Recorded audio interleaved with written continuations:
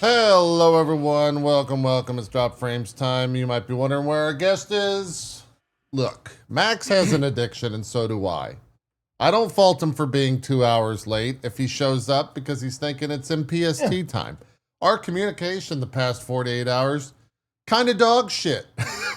Because all we've been doing is playing video games. It reads as followed. Hey, DF Sunday? Yeah, probably. Okay. Have fun. Yeah, let's do Sunday. Fire emoji. So, and that was the only confirm you get.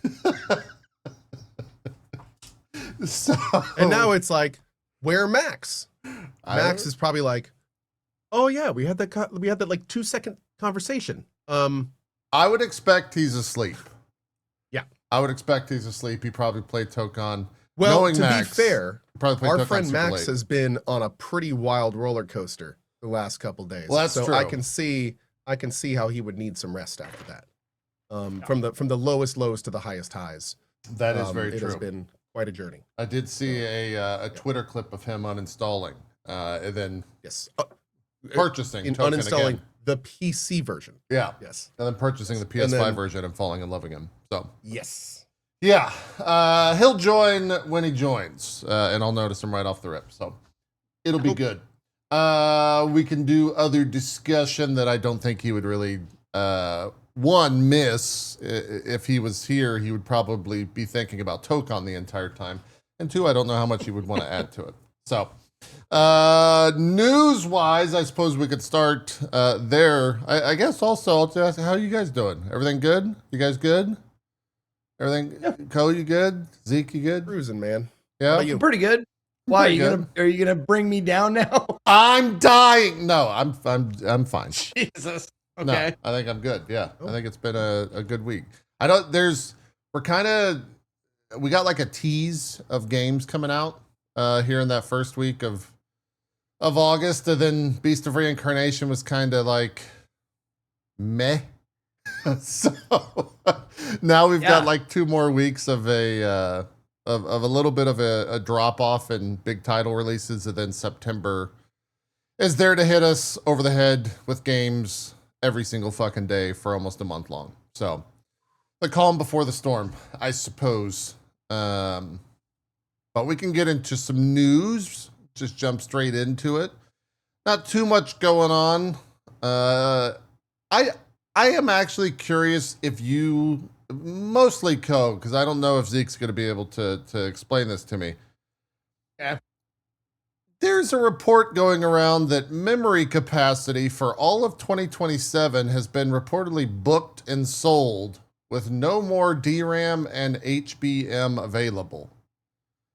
Now, I read that and I think, like, how is that possible? Like, what do you mean? Like, did they pre-order all the RAM? Do you know, Co, how that works? Because I don't. Well, I mean, I know in the area I live in that after talking to some of the people that build houses professionally around here, they're running into the situation where they're having to basically pre-buy housing materials because some of them are so scarce in this area and they don't want to pay massive shipping costs. Oh. I would assume it's similar to that, where like we have all these data centers and all these uses coming up for it, and companies are frantically trying to pre-purchase to lock in prices and inventory so they can then turn around and sell that on their end for profit, even if they don't have it yet. So that is my guess as an outsider, but I'm sure it's much deeper and more complex than that. Got it. Okay. Yeah, it's just one of those headlines where I read and I'm just, my eyes glaze over, not from boredom or ignorance or anything. It's just like, God, this is terrible. Like, this is just such a bad headline to read. The thing that sucks is this is kind of classic shortage conditions. Yeah. Like you now have a resource that more people than it can support want to make money from it. And unfortunately it's not just a resource that makes money for them. It's also something we use for all of our stuff too. So it's just going to probably get a little bit more dirty before it gets better, for sure. Great. It reminds me of the COVID toilet paper and bottled water shit that we're having. It's like, it would have been fine if people didn't fucking panic. Yeah. And I'm wondering if that's the case. Like, is everybody panicking and swiping up every single piece of, RAM they can? I think it's less even if they don't and, need it, and more opportunity buying. I think it's people that are seeing there's going to be a lot of money here, and the more they can get now means the more they're going to have later. It's a textile shortage issue kind of thing, a resource shortage kind of thing. So yeah, and now of course there's people that I'm sure that aren't even interested in this stuff, are just seeing all the money there and running to join in before having no interest in this stuff. Yeah. So well, yeah, and also I'm probably there's got to be some like, maybe I'm telling tales out of school. Maybe I don't know what the fuck I'm talking about at all, but it seems like a great place for scalpers, like, or that kind of shit.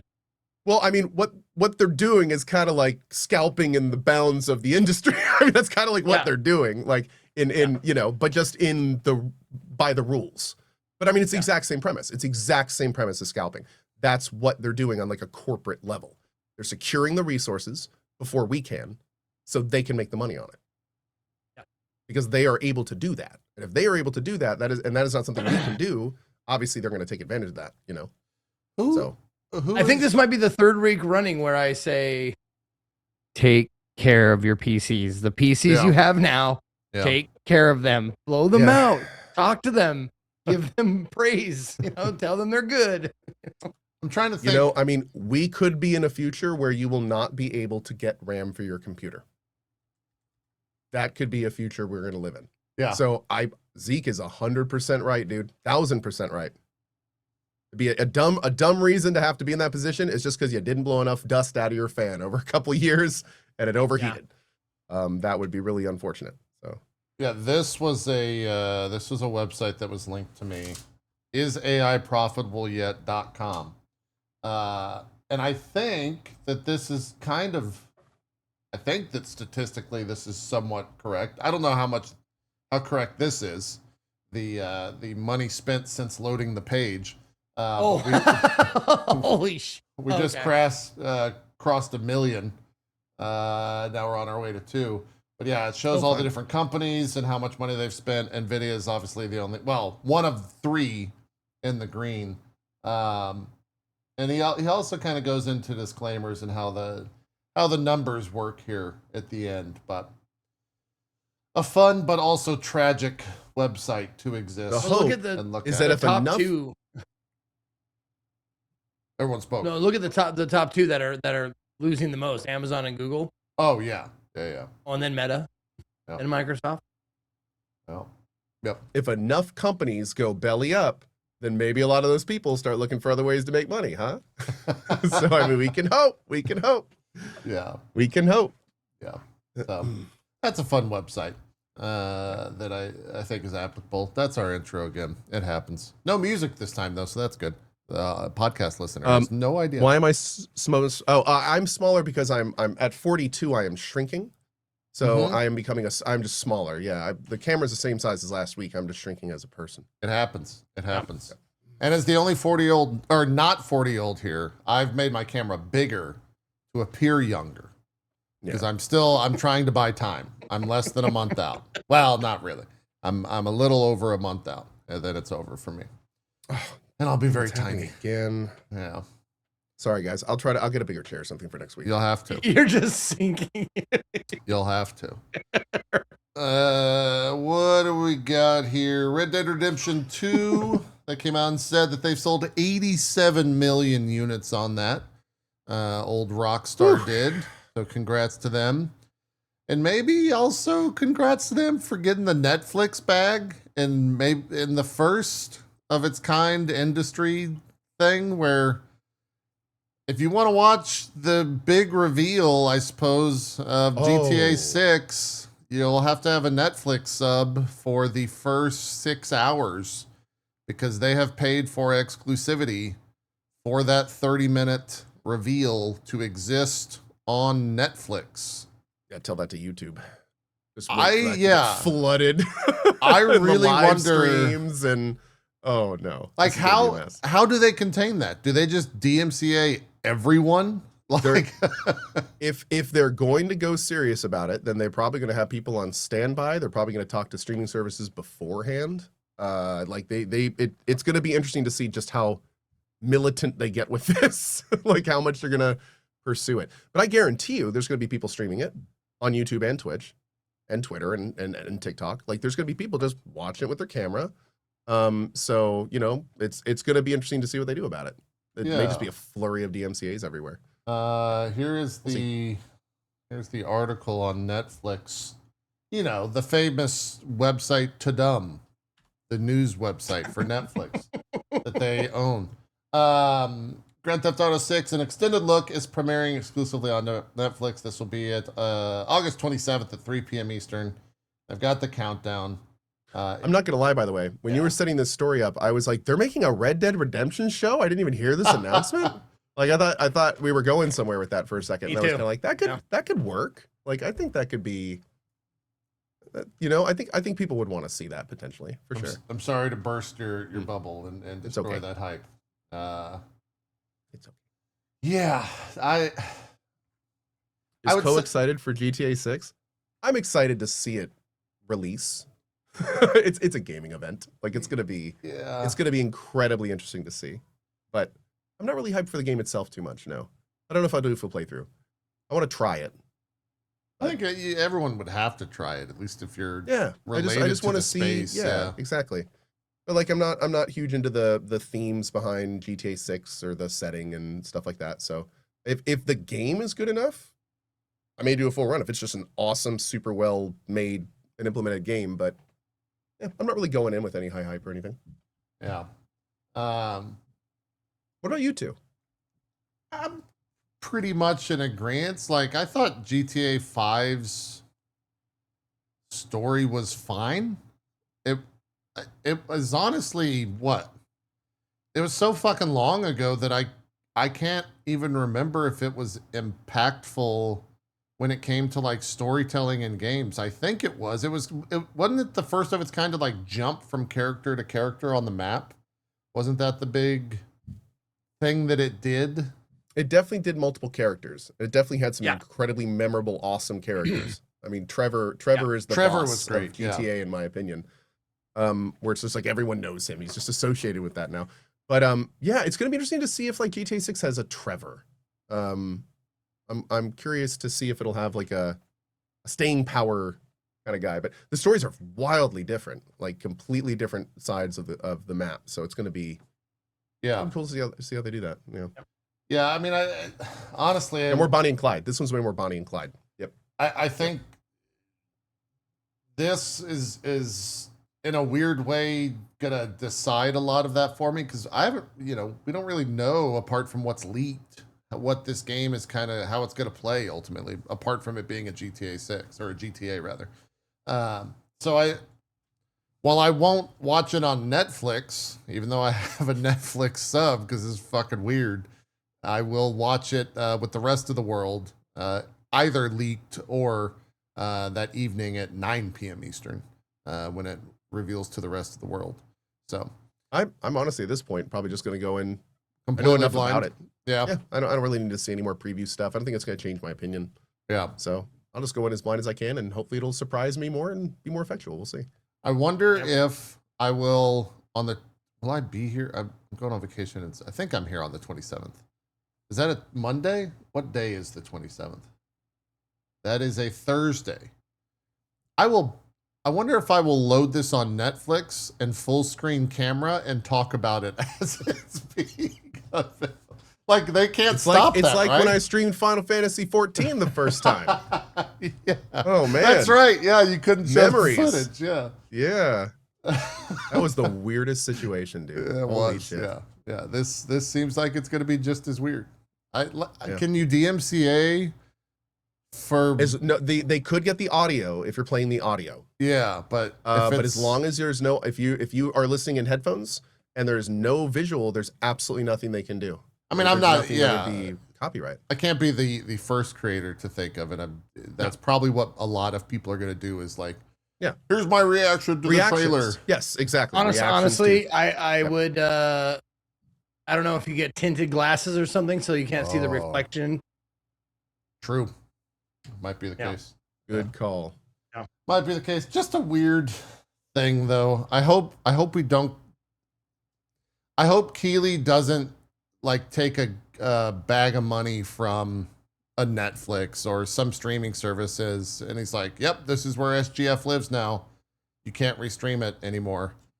Oh, please don't do that. Oh You God. You know what? Oh, I that don't would be think he terrible. would. I don't think he would do that. I don't think he would either.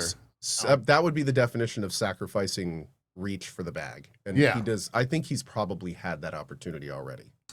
They've probably I come would to him be for would that. imagine. Yeah. Yeah. He's in it a little bit more than that, I think. Yeah. So, To answer Besides, your, go go ahead. Good.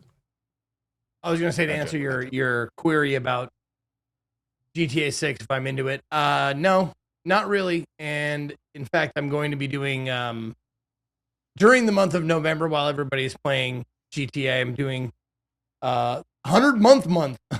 So anybody who has a 100-month sub and a game choice, I'll be knocking out as many as I can during that entire month. So, and I have more than enough. Like, even if I did, because it's 4 weeks at 5 days, so that's 20. I'll be knocking out 20 different 100-month sub games, I hope, during the month of November. While That is gonna be GTA a is, magical month. I hope cool. so, because That's gonna be it's cool. a pretty fucking eclectic list of I video bet. games. So yeah. Every day is something totally different. yeah. Wow. I wonder how that's going to be on the rest of Twitch. Like, is it going to be every streamer playing GTA 6 for a couple days? Like every streamer? Probably Apart the from majority Zeke? of them. Yeah, I would say. I mean, I can't think of a. I don't know if a couple. I mean, I think the first day, I think a lot of people will be trying it. Yeah. But after that, I mean, I think it's gonna depend on a lot of things after that. I don't know if I'll stream it a second day, and I think a lot of people may be in that boat too, depending on how good it is. Yeah. We'll see. We'll see. It'll happen. It'll happen. What else do we got in the world of video game news? I'm scrolling through this stuff. Who doesn't realize how huge GTA is? I'm fully aware of how big it is. It's gonna be the biggest game in existence. Yeah, of course. Well. I think we're all aware of that. Yeah, That was just because it's one of the biggest games hugely in ignorant existence statement. doesn't mean that it needs to be in our world. I mean, Right. we get to make that decision. So, and I think we all are. Yeah. What do we got here? Final Fantasy 14 came out for Switch 2. And it actually runs okay. Runs decently well. There was an issue with load times when it came to dying, and they actually patched that, I think, 24 hours after release. And now it's significantly less. I don't think it's as fast as a PC, but it's like an 8-second or so release load time thing on the little handheld Switch, which I'm thinking about buying it. Nintendo'd their way through it, though. You do have to basically pay for an extra sub on top of your current sub. And if you're subscribed already, it's half off. So I think it's an additional $7 if you already have a sub to play on the Switch too. Which, whatever. Nintendo's good at Nintendo. That's just how it goes. Nintendo's good at Nintendo. Yeah. Yeah. It's just whatever. That came out. People are playing it. I feel like I'm missing what is the big news for the week? We had GTA 6. The EA announced the completion of their acquisition by the PIF, Silver Lake, and Affinity Partners. That's a done deal. And I'm sure layoffs are coming for them. I've already heard rumors about them wanting to spin off and sell the BioWare IPs, I think is what it was. Yeah. So, like individually? I don't know. I don't know if it's the company. I don't know if it's the IP. I don't know. Yeah. We will see what that goes with. Yeah, it's sounding more and more like they just got sold to be pieced out. Like this just may be the end of them. No, BioWare. Yeah. Jared, like a lot of the EA stuff. Because I mean, like Jared and Kushner, that whole group, they're just money. They don't do games at all. Right. So they probably are just seeing it as a giant asset they can break up and, shed down to only what makes money, which will probably be like 30 to 40% of the company. Just focus on the big stuff and then just destroy everything else or get rid of it. Yep. Not wrong. We'll see. Yep. One of those we'll see moments. Speaking of Hopefully companies, those IPs will go to like places where they can actually do something with them. Like if they do sell them, it would be interesting to think of like some really good IPs finally being out from under the umbrella of EA. yeah, Like that could be an interesting world. And of course, there's probably going to be mostly losers. There might be some winners there, which could be interesting. We'll have to try to follow that. You know what I'd like to see? yeah, I'd like to see like it's not gonna happen. I'm sure, but I'd love to see like just a big group of people come together and then like become owners. Because isn't that like what the Green Bay Packers have? Like the city owns the team, or the people have a stake in the team, like something like that of that nature. I would love to see that for video games. that won't ever. So like, happen. yeah, that's a really nice idea. Yes. would No, be I know, very I know, cool. I know. No, it's like there's certain political ideas that in practice or on paper look like, yeah, if everybody just worked together, fuck, what a great world. And then you get people involved, like, oh, it's people. People don't make this not work. People are here. Yeah, and it would get real complicated real fast. Not every game dev company works in such different ways. They have different interior structures, they have different utilization of resources, they require different amounts of money for the same thing depending on just how they do it. So it'd get real complicated real quick if you tried to have a whole bunch of people fund a whole bunch of those. Like, how would you delegate? How would you piece it? Who would get what? What amounts would they get? Why would this guy get more than that? Just a bunch. I know. But I'm putting forth dream ideas that will never ever work, but wouldn't that be cool? I will be say really this cool? though. Yeah. The idea of some kind of like fund that gamers can contribute a little bit of money to, and that the giant fund would then fund game development. And if you gave a little bit to the fund, you get free copies of everything that all the companies make. Like something like that could work. And that would be just a bunch of gamers putting money together to fund game dev essentially, and then get games for it. So it's like that kind of thing I think could work. Want to start knocking on doors? We gotta get out there. Gotta get out there. Knocking on the That's doors. like Kickstarter?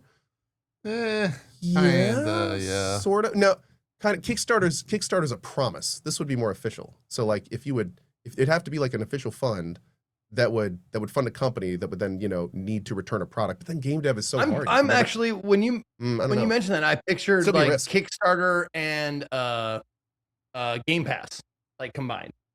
Yeah, kind of. Yeah, something like that. You would pay in to fund devs, and then you would get their product whenever they release in whatever state you would like if they do EA programs and stuff.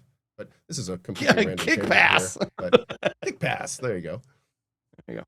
But yeah. Anyway, A pipe random dream. thing for another time. A pipe Yeah. dream. Yeah. Let's get the game streaming service set up first, and then we'll conquer that next. There you go. There you go. What else do we got? I don't know how to intro this. I don't know what side of this I'm on. I guess I'm excited about it. But it's also Wow. well, it's one of those Rousing things where it's endorsement. like cheering for the Axis. Blizzard's now the top performing Xbox studio, according to internal emails. As the Overwatch maker So is many ending, emotions. yeah, is ending fiscal year 26. This was leaked emails that were verified by WindowsCentral.com, where Blizzard president Johanna Ferries celebrated the Xbox division's stunning return to growth, over-delivering on expectations ahead of BlizzCon 2026. I guess you can finally say it, Blizzard's back, in a way, like money-wise. We'll see what happens. More Blizzard's making money again. Blizzard's making money again, Maybe not yeah. Blizzard's back. Blizzard's really not ever going to come back. Maybe. I mean, WoW's in a good spot right now. Overwatch I played it in the past 6 months. It had a good time. They're getting ready it really to depends on what announce you a mean by WoW back. Plus. So Like they are back to making some quality games. That's good. Yeah. I mean, like that, hey, that's that you've got a great point there. So that's good. People are enjoying it that weren't. That's a great step forward.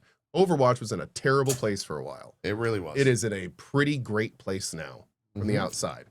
So like that's good on them for sticking with it, dude. That could have been a failed project. And I would love for her to be friend of the show, but LilyPichu, I guess industry known streamer, is also the voice, which I don't know how this fucking makes any sense because I still don't think it's her.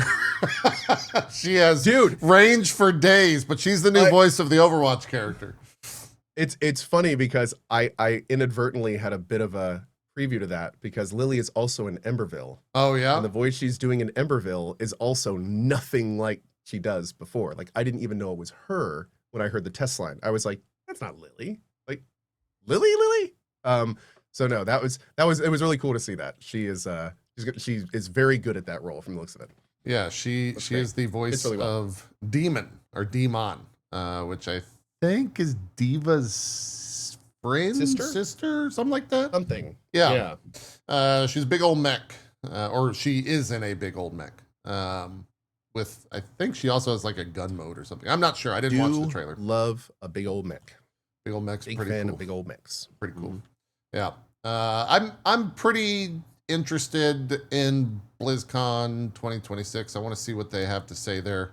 That's going to be happening little under a month now. I think in September. I'm actually going to be at the Hilton Anaheim, which is connected to the Anaheim Convention Center, which is where BlizzCon's happening, the weekend prior to BlizzCon, because I'm going out there for a family trip to Disney. And I've thought about extending my hotel stay for 3 days just so I can go to BlizzCon. When is this? The beginning of September. I think you could still buy tickets. I don't know if they're sold out. I haven't looked into it that much.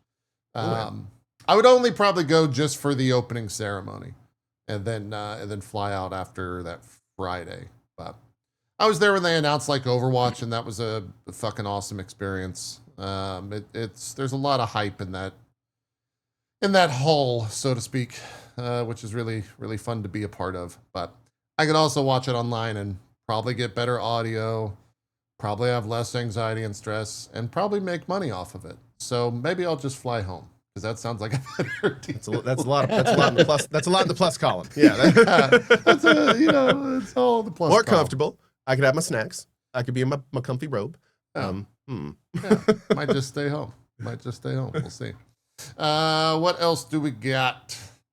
The Take-Two CEO, I should loop this in with some Rockstar news, but he's out there talking about how he expects the game industry to be in a, quote, commercial streaming mode within 3 years. So full on, never owning anything physical anymore. It's all just going to be streaming stuff. Where did he say this at? This was during their latest earnings call. The CEO Strauss Zelnick is the one who said that. I would say that's not right because of companies like Nintendo alone.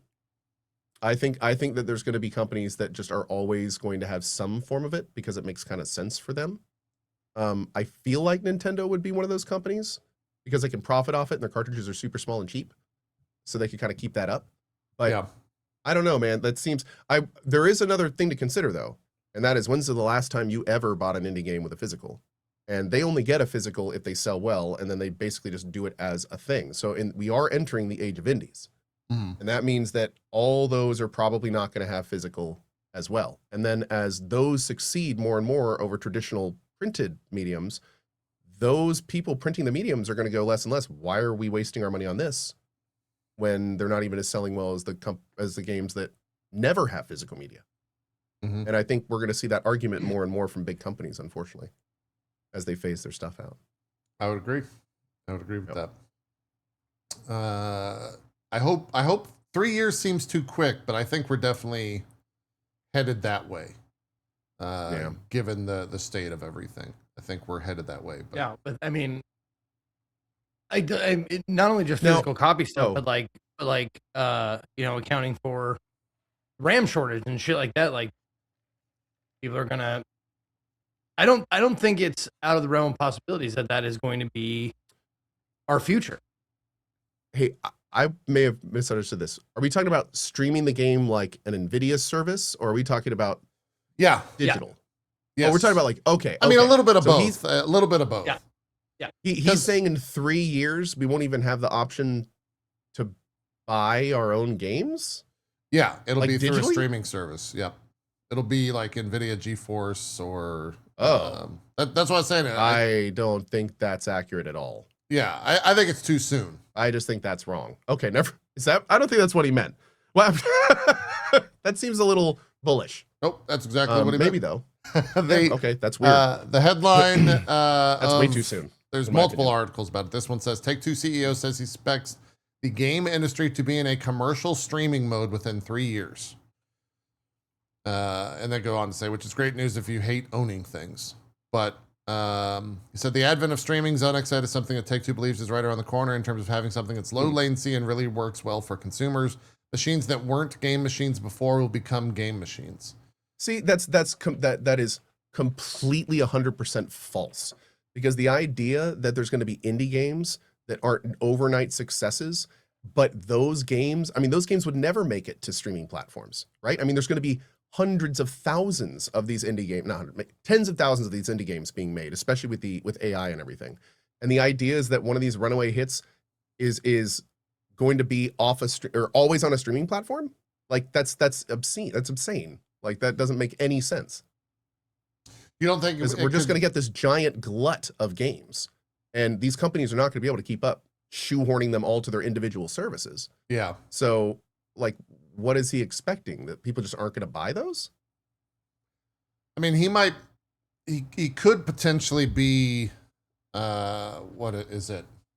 Is the phrase, or is the Is he talking about only like the top end games? That's what I'm thinking. Yeah, I was trying to say, is it myopic? Is that where he is? And like his view of it's only AAA stuff is going to be all streaming, commercial Maybe that's streaming, as he maybe calls he's it. saying like everything will be licensed at his level. Yeah. Still think that's kind of wild. 3 years is kind of insane, though. Yeah. What I mean, what if the I entire? wonder what in his mind is the impetus of that. Like what's going to happen in the next 3 years that didn't happen in the past 3 years? I mean, I don't think it's the AI boom that he's talking about. There's no like major streaming or licensing jumps that have happened. It's not like world infrastructure is going to improve that much in 3 years. And we've seen the streaming services fail over and over. So like I'm just wondering why he would say that. Yeah. What's the article say? I need to read the article. I need to read at this point I need to just read the article because this is it seems pretty wild. I'll find it. It says, if you believe in streaming, Zelnick said, and to be clear, we really do, and I'm happy to put a timeline on it. I think we'll be commercial streaming mode within 3 years.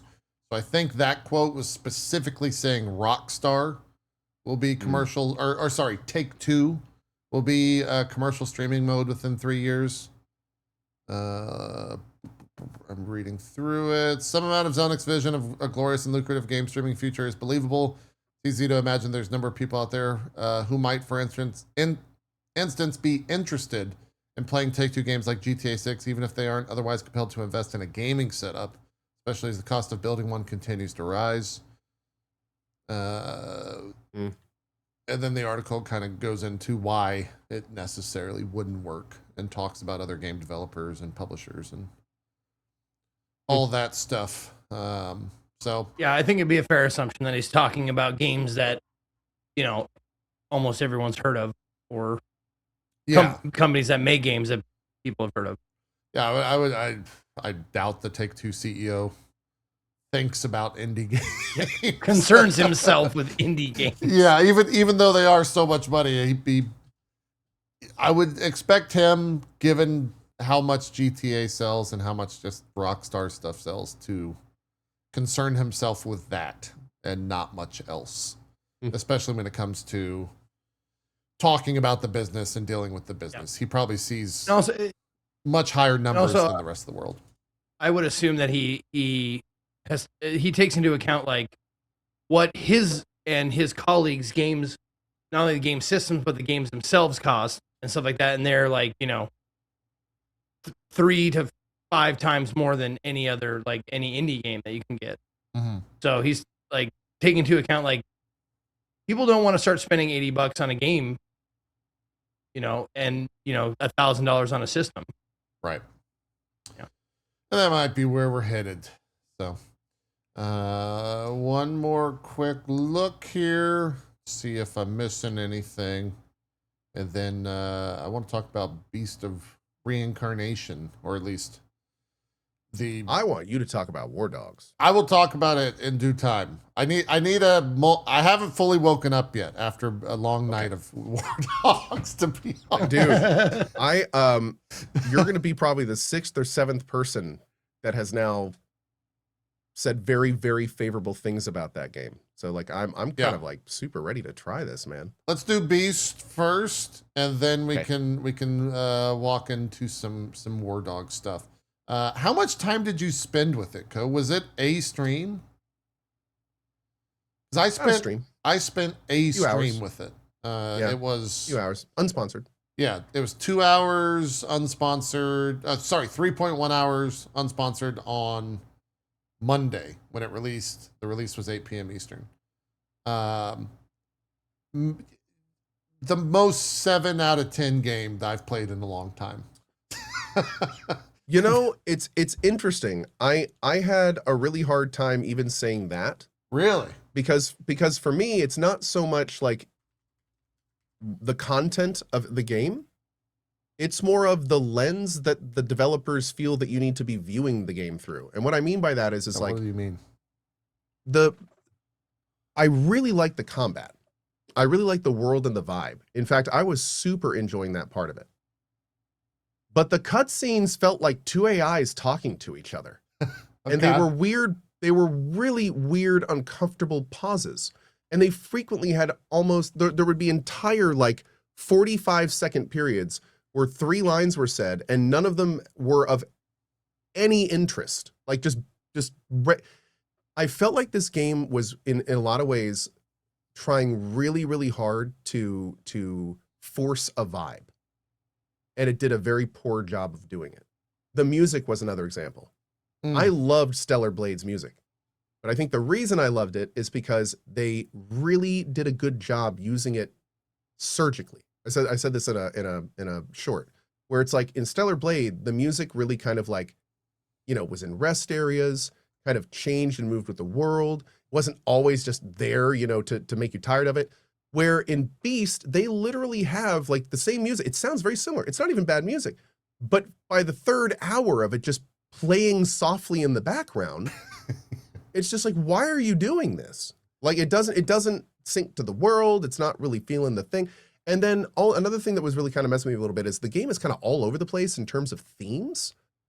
And it felt a little too many cooks in the kitchen-y. Like which way are we going with this? Like what is this about, like an anime samurai, or are we doing like like an animal it's just at the very beginning I was kind of like being whipped around and not really able to identify where the vibe was, what the kind of soul of the game was. But that being said, I didn't like the cutscenes.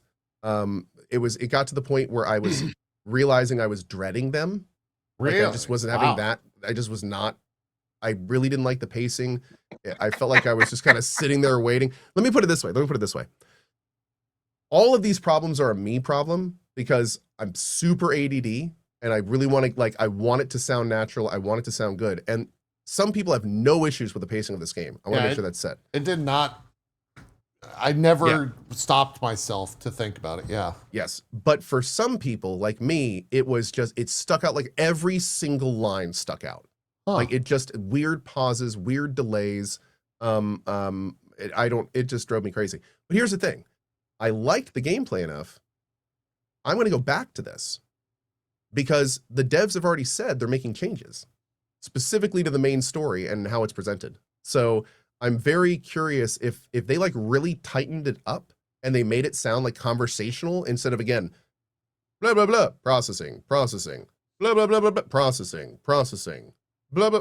If they can kind of fix that, I feel like it will be pretty awesome. Like maybe that could get me through it. Because again, I love the gameplay. It was fun. I was having a good time specking out my little thing. And and checking out the different ways we can configure it and exploring the world was fun too.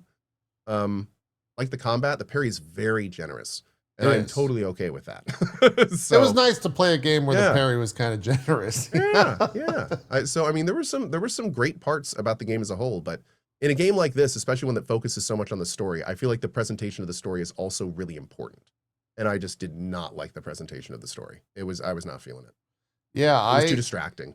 So I played the game prior to the embargo for the first, like the opening of the game, which is very much on rails. And I don't even think you can die in it. You're kind of just like immediately met with a bunch of enemies and you are walking forward to a thing, and then a story moment happens and you're like, huh? And then it goes back in time and you basically are in like a little open world. And that was enough for me to be like, cool, I think I'm into this. I think I like what I just saw. And then kind of after that, not much else grabbed me. And so I went in like super excited, like I think this game's gonna be dope. And then it just never like rose back to that level of dopeness that I experienced for me. I will say there's more than a couple of people in my chat that say that it really picks up later. And that is good to hear. Maybe it's a Days Gone situation where, the hook is just not where it should be for a lot of people. But yeah, hopefully they'll tighten up the story in ways that, folks like me will enjoy it more and give it a more of a dive in. Yeah. Combat's kind of strange at first, especially once you'll see here in the footage, at least for VOD watchers, there's like basically a tree that springs up below you, and that is essentially the double jump. And you can also make a tree go out horizontally as long as you have some elevation. So if you're standing on like a box, you can make the tree go out horizontally. And the second that I discovered that if you have a little bit of elevation, you can one-shot the mobs, apart from bosses where it actually only does, I think, half damage. I saw myself doing it, and I think Ko, you were doing it. I think Dan was doing it from the other stream. Everyone was just like one-shotting mobs and like ping-ponging between all these different mobs from way up high. And that was kind of the thing. We after I learned to do that, I wasn't really caring about parrying anymore. I was just one-shotting all the mobs until I would fight like this elite, as they call it. I was playing, you get to choose like normal, story, and I think hard, or maybe story, normal, and hard. These elite mobs will like one or two shot you early on. Yes, they were on a bit of a different level. Yeah. They also have like 4 hit combos and a 3 and a 4, so you think you're going to be done with a 3, and then all of a sudden he just does another hit for 75% of your health. Yeah, and they have like a parry, or not a, I don't even know what you would call it, maybe a parry, or if you hit them 4 times in a row, they just get an automatic like down slice on you that almost one-shots you. So Jeez. you gotta pick and choose your hits in there, get ready to parry. But I had heard from a lot of people, because I stream this Monday, I take Tuesday and Wednesdays off. People that when I came back on Thursday said like, yeah, there's not that much enemy variety in the game. Like you kind of saw a good chunk of what exists. How far did you get in boss fights, Ko? Did you get to the first big guy? Yeah, I got to the first big guy. I did the part in the city. Okay. Did you? I think that might have been further than me. But the first big reindeer-looking guy that you fight, yes. Yeah. Yes. Did he only have one move where he just like did the head chunk thing? Douche. Yeah. Yeah. He didn't. Yeah. He didn't do anything. He didn't really do too much more. I think he may have done one other thing, like a charge or something, maybe. But I mean, it was not. Yeah. Not super verbose. It didn't do much. The library of moves. That made me a little bit worried. So I kind of was okay with setting it down after the initial 2 or 3 hours, and probably won't go back. But I did love the combat of it for its simplicity and like control wise. I think it felt fine. I was happy with that. It's also, this might come as a shock for people that aren't aware of this game, but this is also from the Pokemon devs. which we didn't introduce at all. Right. This is a Game Freak game. And well, maybe it's published by, because that's kind of a loaded statement. Didn't they like have a different dev team working on it at Game Freak, and now like none of those people work there anymore or some shit? Wasn't that the case? It was. I heard they outsourced a lot of stuff. Okay, maybe it was just an outsourced thing. But I didn't hear that part. No. Yeah, it's a very interesting thing. I like, did the success of excuse me, did the success of Elden Ring prompt this? Like, what? I don't know why they would decide to make this. Out of all the games that Game Freak could have made, why go with like this action RPG thing? Or at least publish, or give the green light to publish, however you want to say what it was, or whatever their stake in it was. I don't know why this. You got to think they're probably tired of making Pokemon after Tax write-off. however many years. You think this is a tax write-off? No, I do not actually think that. But I mean, it is. Yeah, I don't know. It's a good question. It is kind of a big departure. You could think there would be some tangential projects that would be much more in their umbrella of already established buyers of their product. Like you would think a game that looked more like Pokemon or was angled towards a more family-friendly environment would be much more marketable to its already massive base.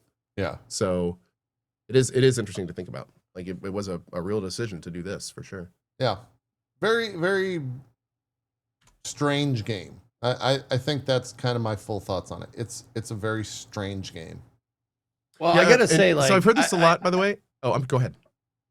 I didn't play it, and I've been watching for a little bit, but I do remember like watching the trailers with you guys, and being like, "Holy fuck, those guys need a raise." Whoever made the trailers for this fucking game, like, they did a great job selling that sizzle, because it doesn't look like there's a ton of stake. Yeah. One interesting thing to mention is I've seen, and somebody just said this in chat, I've seen so many people like they probably just wanted to make something different because they were bored of just making Pokemon. I get that. Why would they have then outsourced most of it? Yeah. Like that doesn't really line up. That lines up to like they just wanted something else in their portfolio and they didn't want to do it themselves, so they paid other people to do it. So that does not seem like a passion project of any kind to me, at least. Yeah, I saw a lot of people saying, maybe jokingly, but there might be some validity to it, that it was a tech demo or them messing with a new engine for a potential Pokemon game down the line, which that'd be kind of cool. I mean, it does look cool in a lot of ways. A Power World competitor. Yeah. Like a proof of concept or something. I don't think there were performance issues anywhere, were there? Like it ran fine for me. Kind of a little aside though, but I'm just kind of interested in y'all's opinion. Somebody said this yesterday and I went, I didn't really know. Are we going to see a Power World ripoff from Nintendo? Ooh, I don't know. Do you think we're going to see a Pokemon Power World? And when I was asked that, I was like, I don't think so, but I also know they love money and they've got to see what's going on here and like how much people like it. So, I mean, it would make sense, like maybe not with guns and stuff, but I mean, that kind of game, I mean, they kind of went a different route with Pokepia, where they went the Animal Crossing route. And that's, I mean, I think both can exist. Like a Power World style Pokemon game can exist, but and Power World sues Nintendo. Well, that would be a wild world to live in. That would be an interesting timeline. Yeah. In fact, I would just hope, I would support that cause just to, just for the goof. Oh man. Not that for the record, I don't think Pocket Pair has patented anything. The funds. So also the funds for it in that regard. Yeah. But, I think that Power World has a different type of reverence for its pals compared to Pokemon's reverence for its Pokemon, where like Power World is completely okay with having one of their pals wield a gun, or having one of their pals like being butchered for items. I Or don't just ripping the skin off humans in a town square. Yeah. I don't think. I mean, I guess they could make it work however they want, but that's part of the charm, I guess. That's part of the thing that the Power World was successful about, or successful with, is how I'll put that. Where without that, I don't know if it has the allure that a Pokemon game would have. The tone of pals like, Tone, that's a great word. It's ironic. Is it ironic? I don't know if that's the right word to use, but like It's a little call too them ironic, pals, you know? but they are the opposite of pals. They are slave labor. They fight your battles for you. Their backstories are horrific at times. Or and really sad. but they call them pals, you know? Yeah. So yeah, the tone of the pal world is completely different than Pokemon, because Pokemon, like, you become buddies with your Pokemon. Like, Pikachu's my friend, and we talk, and we have, like, I don't recall, like. Well, to be fair though, Zeke, the Pikachu doesn't actually talk except for one specific Pikachu.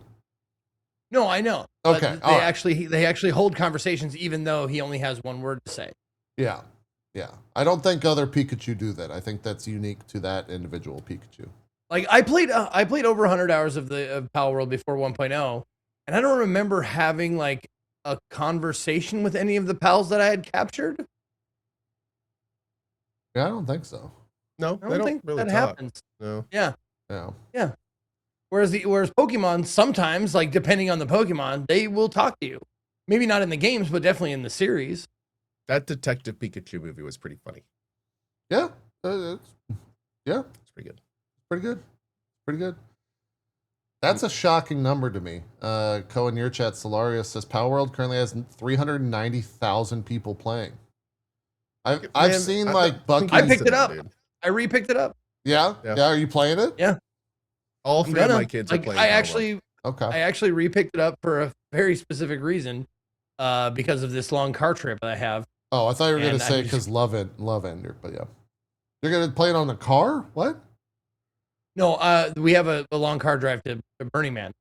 And I will be Steam decking it? So yeah. I guess that would... I've never considered that. Yeah, I guess you could Power World the Steam Deck. Or Steam Deck Power World. Yeah. Why not? I mean, you just be a little bit weird, I think, to build that stuff, but it should work just fine. Yep. So, well. When is now that you mentioned that, Zeke, when are you traveling for that? Is that this month or next month? Yeah, I think my last DF will be ever. Sorry. My last drop frames ever will be the 23rd of August. Before I'm gone for 2 weeks. Okay. All right. Yep. Yeah. Y'all are crazy. So I will 2 weeks. Be missing You're going to Burning Man for 2 weeks. Well, you got to consider drive time and drug time and drug time. Yeah, and drug time. Drive time, then drug time. Yes. Yeah. And yes. Not at the same time. That's dangerous. No, not at the same time. Not at all. No. Not at all. Yeah. Drive time. I mean, ostensibly leaving the 26th and coming back on the 8th. Okay. Nice. That's the plan thus far. All right. Sounds good. All right. That's Beast of Reincarnation. Those are our thoughts on it. Sounds like if you're interested in the story, I actually kind of do want to know what happens in that story. It is kind of I like the setting. Like, we didn't talk about it at all, but I like what was presented to me. I love the robots, the premise, like the walker, like the mechs and stuff. Like, there's a lot of stuff in this game that's just cool. Like, I was pretty bummed that the story kind of turned me off as much as it did. Yeah. Because the gameplay was fun. And I really hope they fix it and make it more palatable. Yeah. For folks with my weird deficiency. I might check out some of the story and just see where it goes. See if it isn't worth it to continue at least checking it out and playing more. I feel like Crimson Desert spoiled us a little bit. Hey guys, it's been 3 days. Why isn't your game remade? What's going on? Oh yeah, yeah. It's been a week. Why isn't every change in? That is very true. That is very true. So, all right, that's Beast of Reincarnation. I could talk Wardogs for a little bit. Oh, actually, a patch did come out today. That's cool. I didn't know that. Nice. Story patch or just a general patch? I don't know. Kaok in my chat just said a patch came out today, so check it out later. Okay. All right. I don't know if it's the patch. I don't think it's the patch. It's not the patch. Yeah. Got it. Yeah, so Wardogs. Before we even jump in, it's still in, what are they calling I got it? you on speaker. Okay. Everyone's leaving. What are they calling? Goddamn, you go. You can leave if you want. No, sorry, go ahead. Okay, there. Co was echoing because we're on speaker. But I turned it off. There we go. They're calling it closed alpha is the name that they're going for here with Wardogs, which they've been pretty vocal about, like, that this is not a marketing thing. This is them actually like testing the game. And I fully believe that. At the same time, if they released what I've been playing, I think it would probably have like 500,000 people playing it right now on Steam. I think it would do incredibly well. So when is it coming out? I don't know. They have not said at all. I mean, they're teasing on Twitter all the time about how much people love it. Yeah, it's got to be. They even close. retweet stuff. But the weird thing is they retweet a lot of stuff from people saying like, "Oh, I'd play this right now if it came out." Like that's kind of a theme. So I'm wondering, they clearly have an angle. Yeah. So it's like, are they going to shadow drop this or something? Yeah, I don't know. They have not said. The reason that I wanted to bring up that it was in closed alpha is I cannot show footage of it at all. Can't show screenshots. I can't show video of it. I can fully talk about my experience with it, but you guys just aren't able to see it. They do have a 30-minute video of the devs playing it on YouTube, which maybe I guess I could show that. I mean, that's on their channel. I don't know how that works. I guess here's the big thing. They are very much serious about this. So serious that if you do show footage of it or screenshots of it or stream it in Discord to friends that's not in their Discord, they ban you for 6 months from early access. So good on them, man. Hey, if you're gonna set a boundary, like, and enforce it, that's what you do. Good on them. Yeah, they are. That's a nice still. They are pretty serious about it. So I have not fucked with that at all. I've only just talked about my experiences. So Wardogs. Let me put it up on the screen that we're talking about it, so at least people know that. What is Wardogs? Wardogs is. Oh, don't show it. Don't show it. You're gonna get me banned. No. I'm showing this. It's that. I'm just putting that up there. Just putting Wardogs talk. And that's okay. Wardogs talk. Yes. I can show you how it's spelled. That's fine. What is Wardogs? Wardogs is basically if you took Arma King of the Hill with Battlefield, specifically Battlefield 2, and kind of Planet Side. That's what I was hoping. Okay, good. Threw it all into one thing, and that's ultimately what Wardogs is. And maybe a little bit of Foxhole as well. I'll start with just like the setup for the match. I played 2 of those games. There you go. I'll talk about like the setup of the map. It's 3 teams in the map. 100 player servers. I say servers because there is only a server browser. There is no way to there's not a play match and then it just throws you into a server. There's a server browser. You see how many people are on the server. Usually all of the servers are capped at 100. They have a queue system for that server. So most of them are like 4 to 5 minute queues. It tells you your position in queue. And just seeing that, I knew that I was kind of going to enjoy the experience because you don't see server browsers all that often anymore. Like it's a little bit wild. There's only one map, but I want to be very clear that every time that I've played, and since this game launched at 1 p.m. Eastern on Friday, I've played 20 hours of it. So it kind of gives you a good estimation. There's only been 48 hours, and I've also streamed twice since Friday. So if I'm not streaming or I'm not on air, I've basically been playing Wardogs and sleeping very little because it closes Sunday, or it closes tonight at 9 p.m. Eastern, I think. And as soon as this Tonight at 9? Yeah, as soon as this show is over, I will be ending stream and going to play more. I'm that addicted to it. But 30v30v30 basically. The map is fucking huge. So you start out and basically think of it as like north, south, or sorry, west, east, and south. And those are the 3 starting points. Those are home base for the 3 teams. Everyone spawns in, and when you first start the game, you're given $10,000, which doesn't seem like much, but $10,000 will get you your first kit, and you don't have that much unlocked. It's got a like ranking unlock system to it. And you walk up, there's a vendor there, and the vendor's like, what do you want to buy? And you've got a whole slew of guns. You've got like, a handful of ARs. You've got a sniper rifle. You've got a shotgun. You've got like not an MP5, but a lower quality MP5. MP5 is something you unlock later. And you can kind of like choose whichever thing you want to do. There's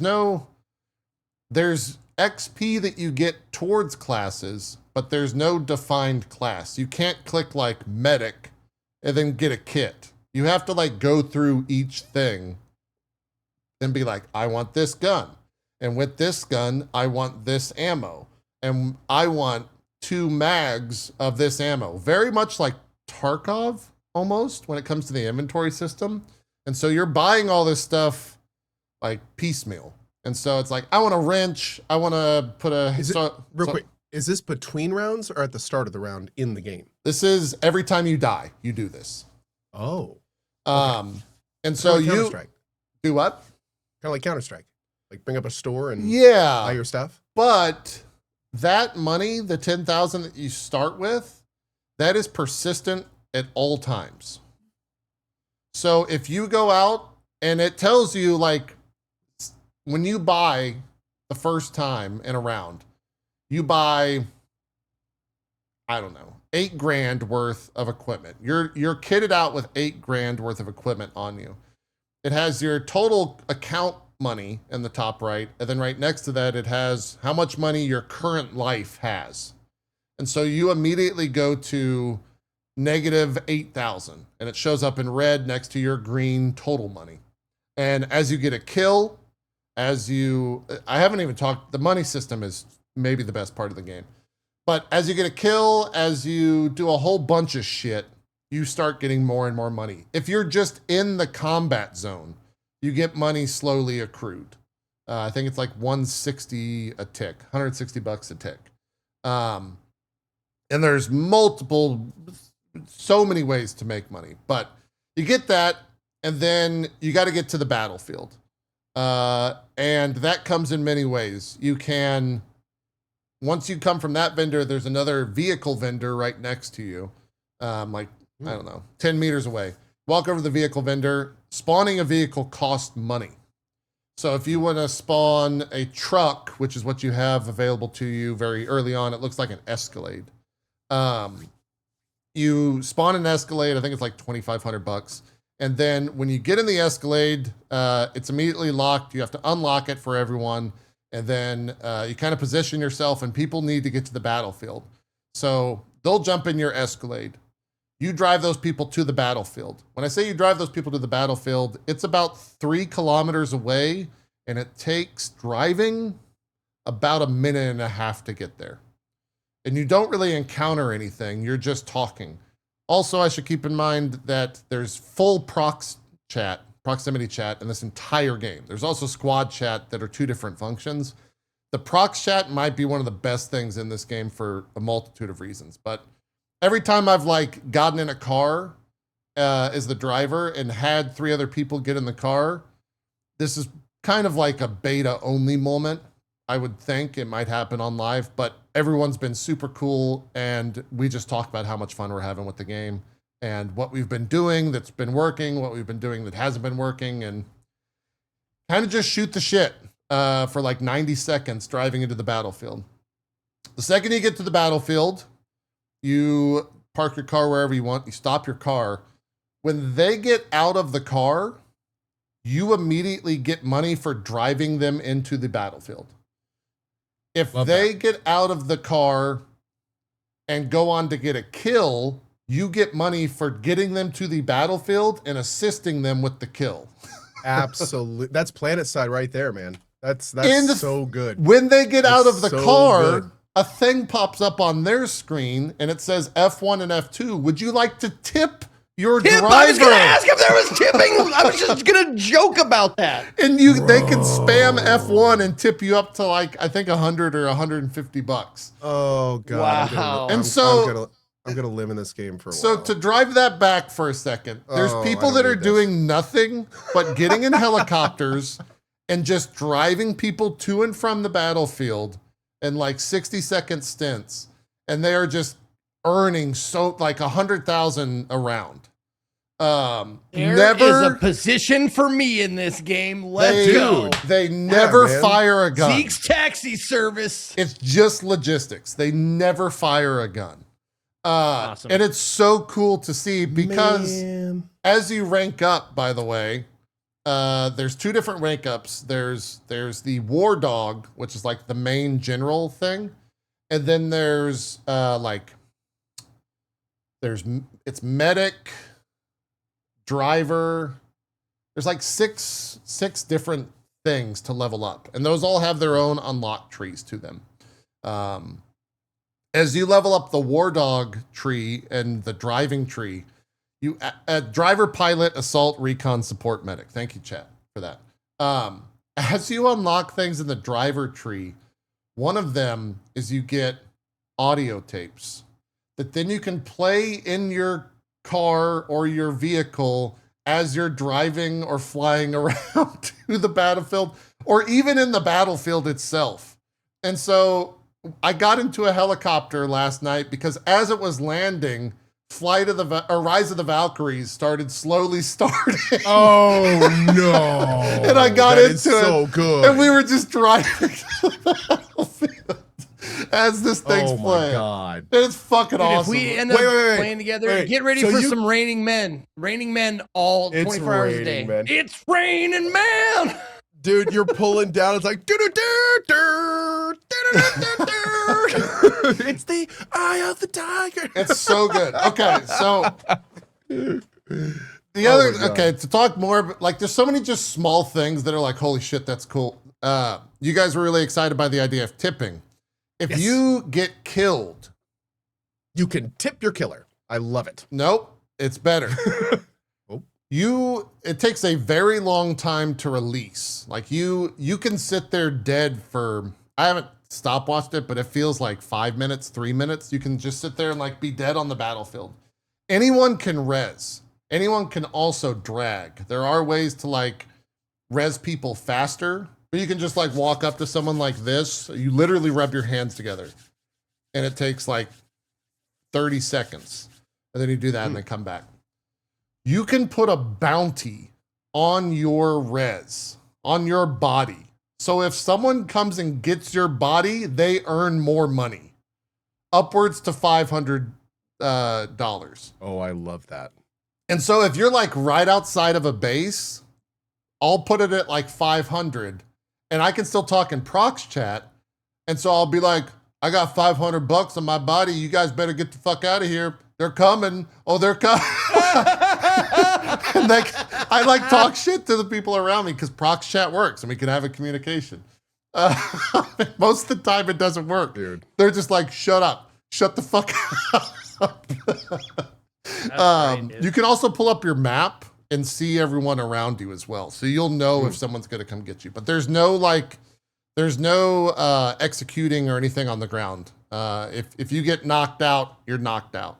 And then they can go and res you, or you can basically agree to bleed out. However, if you're on the ground, anyone can loot your body.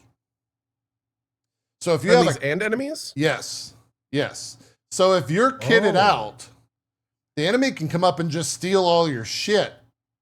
And you won't really know that that's been stolen until you're res. Like when you're knocked out, you're staring at the sky and you have no idea what's really going on. You can't give valuable information to anyone. And depending on what the enemy killed you with, you will not know where they killed you. So if you're if they have a ghillie suit, when you get killed, nothing will happen. You'll just like drop dead. If you get killed with a silencer, you'll have a faint idea of where the noise came from, but it won't zoom in on you. If you get killed by a mortar, it will go across the entire level and show you where the mortar's at. Like depending on what it is, it shows and gives you more information of like how it works. So that's why attachments matter. So like I snipe with a suppressor on my Mosin, and I haven't unlocked the ghillie suit yet, but if I did, I could get a kill. Was it a good one? Oh yeah, it's like level 70 or something like that. Oh, nice, dude. Oh yeah, friendly fire is full on. There's friendly fire, and you lose money? You lose money when you get a kill. Yeah, or when you kill a teammate, you lose money. And the friendly fire is like pretty insane too. So last night I unlocked tanks. Yeah, I was gonna say, like when you're in like there's helicopters. There's helicopters, and you're raining down missiles and stuff. They don't. The helicopters don't have missiles or access to guns right when you unlock them. You have to play for a little bit till you get access to guns. Cool. So at that point, you're just like transporting to level it up and fly and do stuff like that. Yeah, they do have Blackhawks. I think Blackhawks unlock at like Pilot 4, and then the guns are maybe like Pilot 7. I want to be very clear that at least at the start on Friday when everyone was jumping into the game and was like brand new to the game, it felt like we were shooting airsoft guns because everyone just had shitty fucking equipment. Where like a sniper wouldn't headshot someone, wouldn't kill when they would headshot someone, and it felt like bad. Almost. But the second people started to rank up. Yeah, the second people started to rank up, it got better. I've been all over the place like answering those questions about it. I forgot where I was about it. Which is fine. I'm happy to answer all the questions. I guess I could just talk about my experiences. The first let's do that first. 5 or 10 hours I sniped. And then I realized So wait, 5 or 10 hours. So you just sniped for like hours, and it was engaging and entertaining, and like what was the progression like on that hours? Were you just like finding different points? Were you ranking through the levels and unlocking a bunch of like stuff during this time? Yeah. So let me first start by saying each round, each map is the way that it scores. I'll give you just so you can understand the statement. A game lasts about 2 hours. A map lasts about 2 hours. And the reason that is the way that scores are counted is there's always a constant ticking up. I don't know the exact frequency that it's happening, but it's always ticking up. And you can see in the bottom left-hand corner that it's, 22 to 14 to 47. And so those things are always counting up, right? And whoever has the most people in the combat circle, so the large circle, which doesn't shrink or anything, it doesn't move. Whoever has the most people in there gets the points. And it's just 1 point as it constantly scales up. So, and you can see how many people each team has in the circle. Within the big circle, there's a small circle called the hot zone. The hot zone constantly moves around in this big circle, and you count as 2 people if you're in that circle. Oh. So it is in your interest as a player to go into the circle and stay there, whether you're hiding, whether you're, being an aggressive action unit, whatever. There's also ways, so there's towers.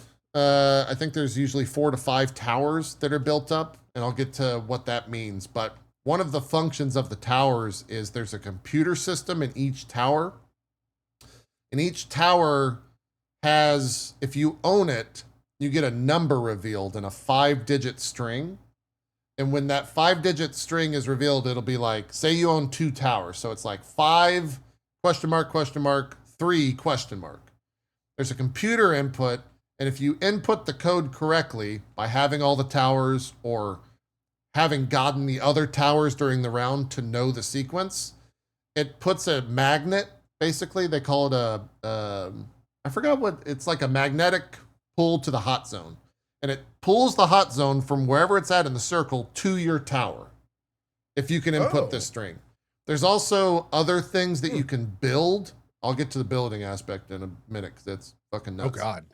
There's also things you can build Foxhole. that will pull that circle to your tower. So if you're like trenched in and you guys have like really built up this one tower, you pull the circle over to you and it'll stay there for a certain amount of time. And it really is like a great way to rank up the points, but it's really resource intensive to spawn those things. I think it's called like a drill, like an oil drill or something like that you put down. Or you have to know the computer input. And there's probably also another shit ton of things that I just don't know about the game because there's so many different components. Real quick, so one of the things I absolutely loved about PlanetSide is like when you logged in for the day and looked at the map, you saw what the enemy controlled and what you did. And then you went and kind of like fought for your side. Yeah. Is there any point capture in Wardogs? Can you like use your team and take over an outpost kind of thing? Or there are towers. Those are the towers? Well, there is a thing you can buy in-game using the in-game currency for... Just real quick, is there any out-of-game... Is there like a cash shop with this? Is there any real there's no cash shop. There is a system called gold bars, and you can take your in-game currency, and it's basically Bitcoin. And so there's a constant fluctuation on the cost of gold bars. So you take your in-game currency and buy a gold bar, and then X amount of gold bars will net you a gun skin. Or it's all in game. Yeah, it's all in game. You can't buy it. There's no like buying gold bars with your credit card kind of thing. Right. Yeah. Cool. Yeah. Have they announced at all? Like, are there monetization? I think it's just going to be a buy up front system. Oh, the dream. I don't think they're doing anything fancy with that. Oh my God. But yeah, that's all in game. None of that is dude. like that makes me way more excited actually. Yeah. It's awesome, man. Yeah, I don't think the system like that fancy. Is rife. I mean, like if you look at, for instance, like there's a project that's not really like this, but Smedley's project that kind of was going on for a little bit. Like that was like this, but like plugged into crypto instead. Yeah. This is really just kind of like a goof on that, like a play on that. Yeah, good. Yeah. Because I think they intend the game to be seasonal. So at the end of a season, it's going to take all of your leftover money that you've accrued and haven't spent in game. And then it changes that into gold bars. Oh, okay. So you can buy like a gun skin or something like that. Nice, man. Man, this is sounding better and better. Yeah. So you ask about building and taking over things. So you can buy a FOB, forward operating base. It's like $2,500, and you have to take it and drive it. And basically, you can put down this FOB anywhere in the map. And when you buy this FOB, it's basically a square that then you can then build in. And when I say build, I built for the first time last night. I built for an entire map 2 hours worth, never fired a gun, only had a fucking hammer in my hand, building shit, repairing shit, helping people out, and I was top of the leaderboard. And it was fucking awesome. And people would see me and they'd be like, Oh my God. what's going on, Bob the Builder? And I would be like, hey man, what's going on? Hey, if you need to buy some stuff, I got some med supplies inside. I got a supply crate over there. Just go over and buy it. Because I had a supply crate that I put in the back of a truck, drove it into a church, which couldn't be hit by mortars, and it was selling med supplies for $250 a pop out in the field. So people would go in because they didn't have any meds because they were getting mortared across the map and buy my overpriced fucking meds. Oh, you got to set the price? No, it just like set it higher. Oh my God. Okay, I was about to say, like, you Yeah. could, oh my. And so that would have been too much. the funniest thing happened last night because we're getting like shelled by all these mortars and we're in this fucking church and I've built up all this stuff and I'm like 1 HP, right? And you can, when you res people and it's just the default res, you res at 1 HP. But you can go up and anyone can heal someone else as long as they have heals. So I'm like, oh my God, I have 1 HP, I have no meds. I'm just gonna sit here and regen for a bit. It takes a very long time to regen. So I watched this random person walk over to the crate, buy from my crate med supplies, come over to me and heal me with the med supplies that he just purchased from me. That must have felt so good. And I was just like, fuck yeah. Let's go. And so that was awesome. Okay. Oh, like Okay. it reminded me of that line in Fight Club where they're going to get like the liposuction fat. It's like we're selling their fat asses right back to them. Yeah. Someone in chat, very important question. Assuming supplies are limited and you need runs to restock. Yes. Or you open up your map and you right click and mark your coordinates and it puts it into team chat. And then you say, I need blank here. A helicopter pilot gets into his helicopter, loads his helicopter with supplies and comes and does an airdrop right on top of you. That's generally how you get supplies to do everything. You need ammo supplies to shoot mortars that you build. You need building supplies to build anything. You need fuel supplies to drill. You need mechanical supplies to launch UAVs and stuff like that. It's all teamwork based. And everyone involved in that process gets XP and money from doing that. They get XP and money from dropping things off.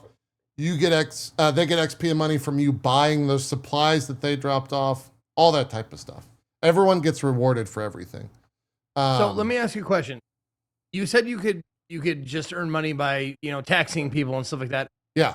Is that something that is needed throughout the entire match? The entire match, everyone is constantly having to get to the battlefield. Oh, nice. Oh, because when you respawn like way outside of it. Everyone spawns about 3 kilometers from the battlefield. Now, if you set up a FOB, a forward operating base, right after 20 ticks, 20 points are accrued for one person, everyone gets a mobile spawn base vehicle in the base. So then someone can go and drive that and hide it somewhere on the map. And I think you only get one for your team. So if you just have it out in the open, people can come and destroy it. But if you hide it tucked away and people can spawn on it? Yeah, people can spawn on it. Dude, that is the planet side mechanic. Oh and whoever drives it out there, every time, as long as they are alive from the time that they brought it out there, they get XP and money. Whenever someone uses it to spawn, whenever those people that used it to spawn get a kill, you get rewarded for that every single time it happens. So it's just like the best feeling because you're just constantly accruing things as long as you don't die. Jumping back to the building stuff, the building is fascinating. There's 3 different tiers of hammers, depending on the size of hammer that you have. I think it's like level 7, you get the large hammer. You can build mortar encampments. You can build they have some fluff stuff in there, which is really funny. I had 3 mortars that I built in kind of a triangle spread out a little bit so they wouldn't all get targeted at once. And in the center of them, I put a radio station, which has 8 different types of music that then you can play, and those guys hear. So I put it on like this Eurobeat trance thing, and they're all like, thanks for the music, man. And I'm like, no problem. You guys let me know if you need anything. I'll be DJing in the booth. Let me know if you need me to switch it up. And then it even goes one Oh step my God, further because you could build a loudspeaker. You build a loudspeaker in a tower, and it's basically like you're in a fucking supermarket, and it just, you walk up to the loudspeaker, you press E to interact or whatever, and then your mic via prox chat is then boosted to like 100 meters. Oh no. And so out of nowhere, you're just like, we got a sniper over on the southeast side. Oh, I can only imagine the first Or- time Dude, a wild person if gets I on were that you, microphone. JP, dude, if I were you, JP, I'd have like JP's manifesto and I'd just be reading it the whole time. No, what I did is I would build it as we're about to attack a giant tower. I would build it right there, and I'd be like, any blue team members in front of us, you're going to fucking die. We're pushing your base. Please Go somewhere else. go somewhere else. We are now pushing up. The equivalent of dropping pamphlets from planes.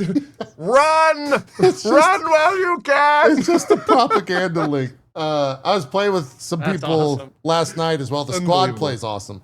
I was playing with people last night. We started attacking this one point, and we built the thing, and he started playing "I'm Blue" through the speakers. I'm blue, babu dee ba. And there's just wait, like you're the this blue- you're the fucking blue team? war. Yeah, It's so perfect. the That's war. so perfect. The war. People are just pushing up on it, trying to like push everyone out of there, and you just hear "I'm Blue" in the Incredible. background. It's incredible. The building's very good though. You do build encampments. You build very high walls. You can build like crow's nest or sniper's nest in there. You can basically make a maze with the doors because the towers are completely open when you first get to them. What people are doing though is on the stairs, they're building like doors. So the only way to get through a door is an explosive. A lot of people don't have explosives yet. So it creates a problem essentially of you can't get up to the tower and get it and capture it. But the building is awesome. I had a great time with it.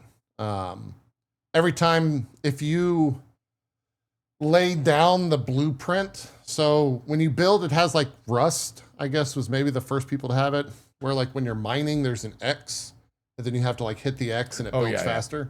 Mhm. Yeah, so when you go and like put down the first stage of everything, if someone comes along with another hammer, they can go over and build it, and you get XP for it nice. like being finished. So it's very popped up. collaborative. It's very collaborative, yeah. Awesome. The best way to do it when you're setting up a fob initially is to have like 4 people in your squad, or the squad I don't think has a squad size. It's unlimited. You can have however many people you want to join in your squad. Even if that means the whole team, which is great for not being a cap, because no one has to be like left out. You just have a squad of X amount of people, which is awesome. And if all those people have building stuff, then you can build that much faster. What else? I was in a tank last night for Oh. the first time. Yeah, how'd that come? To unlock the tank, it was 250 grand. So a lot of money. To spawn the tank, How long did that take you to make? about 2.5 hours. And I was doing like rat runs is what I call them. It's not really a thing that exists, but I would walk into the battlefield with nothing. I would spawn with my 2 hands, and I would get on a helicopter and fly to the battlefield. And I would tell them, drop me in the middle of combat. And so I would get dropped in combat, and I would immediately start looking for dead bodies. Awesome. Oh, dude, hell yeah, man. I would That's just go and be Zero like- hero. Let's go. Yeah. Give me this fucking, I'm taking all this guns. Give me Like okay. a Tarkov run. Yeah. That's awesome. And so that- then if, that's, wait. that's how I would get money. Could you get that and then go sell it and then go back and get, could you do like to earn money? Could you go I and don't loot think the you can battlefield? sell gear back. Okay. Interesting. I don't think there's a way to sell gear back. But once you're in combat, I mean, you'll just start accruing money slowly. So yeah, as long as you don't die. And I would go, if you're like not forcing combat, you can go a very long time without dying.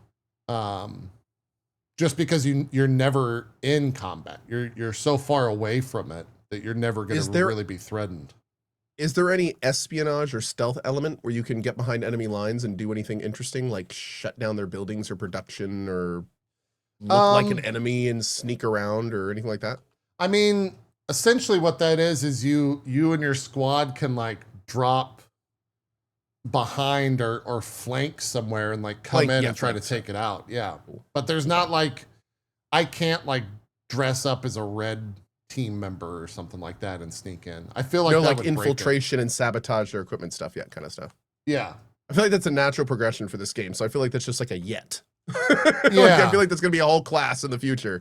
Because that's funny what that was the path Planet Side went with. They ended up doing the infiltrators, and then you could like break in enemy bases and shut them down and make their stuff more expensive and like all sorts of fun things. So yeah. Oh man, dude, the more I hear about this is sounding like in a lot of ways what I kind of wanted from Arc Raiders. In terms of like the larger scale thing. Like I loved the organic interactions and like that part of Arc Raiders, the collaborative stuff. And it seems like this is going to be, for people like me, that's what we wanted. Like this is what now I'm on a huge team. And now I can support and be with like a huge team of people all working towards the same goal versus, this is going to be cool. Yeah. So at the end of the game, it's awesome. All the money you've accrued turns into gold bars. Is that right? No. All the money you accrue that becomes your money. The second that you start earn the next that round money, with it and can buy a bunch of cool shit, right? Yeah, and it's not start the next round. That's your money on your account. You carry that money for the rest of time until you spend it. What's the meta? Oh, okay. What do you do outside of the actual rounds? Can you like spec your character and buy and sell and stuff? There's no loadouts yet. You can buy. There is a like buy everything that I bought last round thing. Mm-hmm.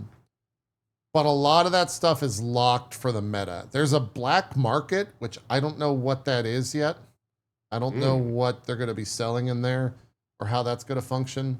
But I know that exists. And so I don't know if the meta stuff is like fully implemented yet. Gotcha. But like last night, tank-wise, there's 3 of us. A tank that I got had 3 seats. The driver drives. The driver has it's not like Battlefield where the driver also has turret. The driver literally drives. He has no other control. Even in the tank? Yeah. That's what you're saying? In the tank. And then he has no weapons is the driver. Yeah. The main gunner, which is the guy on the turret, he has basically the main turret and then like a HMG. And then the guy on the top has just like a 5.56. I forget the term for it, or what weapon it is. But it's just like a big machine gun thing. Yeah. And he's able to duck down because he's very prone to getting sniped. So much so that the guy that I was running with, we were joking because the server hated us last night. The enemies did, because tanks don't have that much opposition right now because not that many people are high level. And so very few people have RPGs and very few people actually have access to tanks. So we basically just roam around like gods. I was going to say, that's kind of realistic. Like if a tank rolls up on a bunch of people that don't have anything that can break through armor, like it becomes a very big deal. Like we got to... We went solo into the circle, into the hotspot, and there was like probably 20 people of the opposing team in the hotspot. So when we got there in prox chat, everyone goes, "There's a fucking tank! There's a tank! Get the fuck out of here! There's a tank!" And so then I started music in the tank. The guy that was in the top hunkered down because he's gonna get sniped, and he started going into prox chat being like, the crustacean crew's here, motherfucker, because his name's Shrimp and his buddy's name's Waffle. And so the three of us were here, and we just like started driving forward, just decimating everyone. We ended And that. to be clear, these are two random people you met that round. No, these are two buddies that I have that got in. Yeah, yeah. We were in. That's really funny. We were in Discord just laughing the entire time. We ended that round, like 2-hour round, with just under 870,000 split between the three of us. Like we were untouchable. The main gunner went like 40-2, I think, kill death wise. Wow. But I do want to talk about the balance of tanks, because every round that you fire, it's not like Battlefield where you just have like a fuck ton of rounds. Every round that you fired is in a inventory. And once you run out of rounds, you have to leave and go back to the base to get more rounds. More like, shells, more 5.56 ammo for the machine gun on top. You have to be very aware of all of that stuff. And it's very easy just for a grenade to like fuck up your treads, your tank treads, to where there was one moment where I could only turn right last night. I couldn't do anything.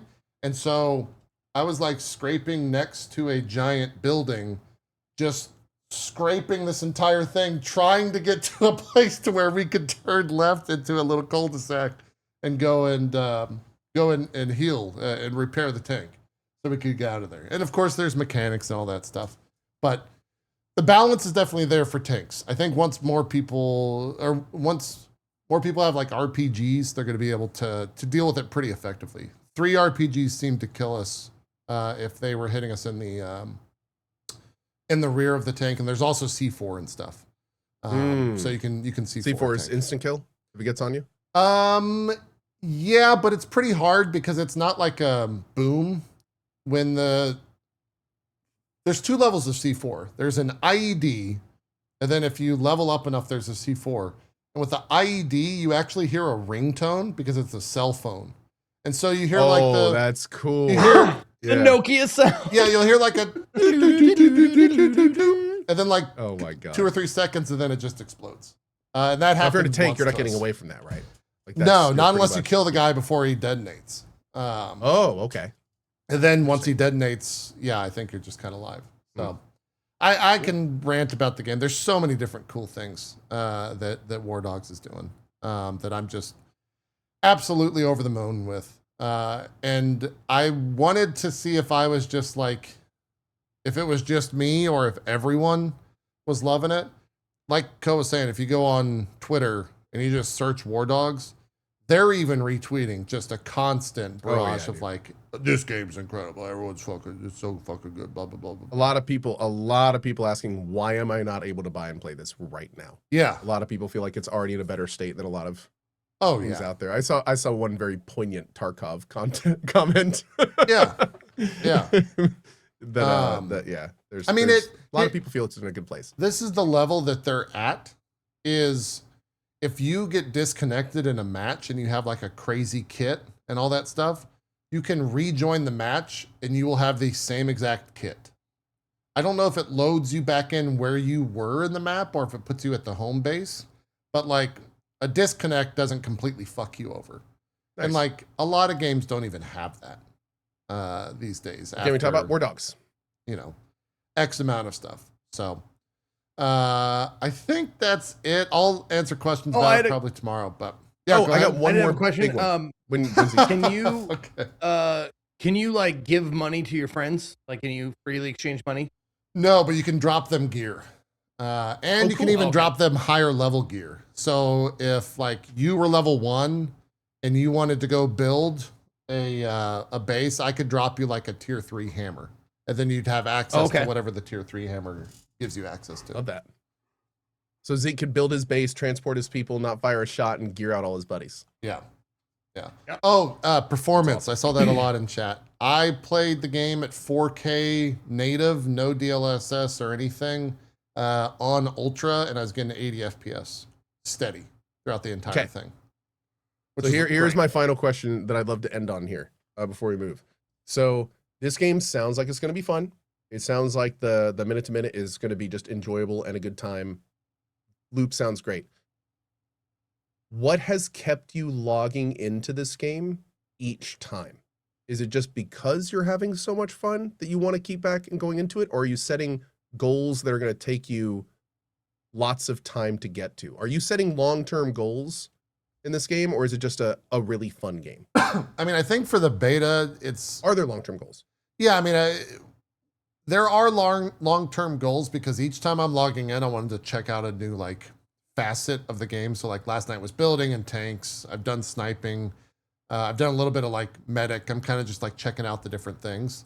But I think long-term, it's going to be like getting those high-level unlocks because it seems like they're going to be so much fun to play with. Do you get anything if your side wins? Yeah, you get a lot of XP and money. Okay. But everyone kind of gets that after a large round. Yeah. Everyone kind of gets a lot of XP and money. Okay. But yeah, like I guess the goal initially, or the goal has always kind of been to do well and like end up on the scoreboard at the end. There's a big scoreboard at the end too? Well, yeah, Like there's a constant that's cool. scoreboard Okay. that ranks you by money. So it's whoever has earned the most money. There's multiple ways to like filter it, but yeah. That's been what's keeping me logging in every time. Very cool. And the fact that it's like such a small community so far, because I don't know how many people they invited, but I've seen countless amounts of creators in there. Just people that I recognize, and even people that I've only recognized from the game that have just popped up into similar servers. And the second they see me, they're like, hey, what's going on here? Are you and your buddies getting a tank? Like, are we going to have a tank on our team, or what's going on? You going to be flying people today? I'll stop by the base and get some meds, blah, blah, blah. So just like seeing those people has been really nice. I don't think that's going to exist unless you always play on the same server at launch. Is there an in-game friends list? And can you like easily play with your friends? If you'd like what someone did, can you like add them to your friends list in the game? It uses Steam. And so I think you just Steam Steam join, and then cool. I do know yesterday I right-clicked my friend. Two things. One, I right-clicked my friend, clicked join game. It put me into queue. Once I got past the queue, it put me into his squad automatically in the same game that he was in, on the same team that he was in. Ooh, and I was immediately able to just talk in prox chat to be like, hey, how's it going? He's like, what the fuck? When did you get here? Like, how did you join? The other thing is on the friends list on Steam, when it says, yeah, the dog's in your room. He's got a little bit of a bloody eye that we've been tilting with. That's why it's got that ring. Is he okay? He's fine. Yeah. Yeah. Oh. He's getting it removed later this month. But anyways, on the friends list, when it says the name, think he's not his eye. Yeah, on not his eye. He's getting a little tomb removed. Yeah. Oh Jesus, man! I was no, not the eye. Blazing over the I dog, saw your losing face, and I was like, "Co thinks he's talking about getting his eye removed," and he's like, "No, just gloss over that." Like, no. Okay, good. On the friends list in Steam, when it says they're playing the game, right below that, a lot of times they'll give you like meta information. So like PoE, it shows you the level and the zone that they're in. This one just shows Wardogs, and then it shows the currency, and it's either negative or positive, and it's the exact currency that they have that round. And so you can look at a friend list and be like, oh God, that guy's down like 50,000 that round. It's not going well. Or stuff like that. So yeah, it's a really good time. I'm excited for everyone else to play it. I might try it. They said that we can record footage and then show it once the embargo is up, whenever that is. They didn't give us a date on anything. So I might do that for tonight's footage just so I have stuff to talk about. But every single game, there's a storyline that just kind of like happens from people playing on the map or meeting people or someone hitting a crazy shot that everyone got to see in the middle of the fight, blah, blah, blah, blah, blah, that like killed a helicopter, etc. So it's a really, really, really good time. If you guys do want to see footage of it, you can go to the Wardogs YouTube. In fact, I can probably link this. Cool. Do they have footage on? Let me check their Steam. Do they have a Steam page up with everything? I think so, yeah. do. But like this is I footage, watched the trailers of it to see what kind of a game it was. footage from 2 months ago. You can see it right here. This is not my footage, Wardogs devs. So don't ban me. Combat seems good. Time to kill seems all right. It gets better Nice. over time. Ran great.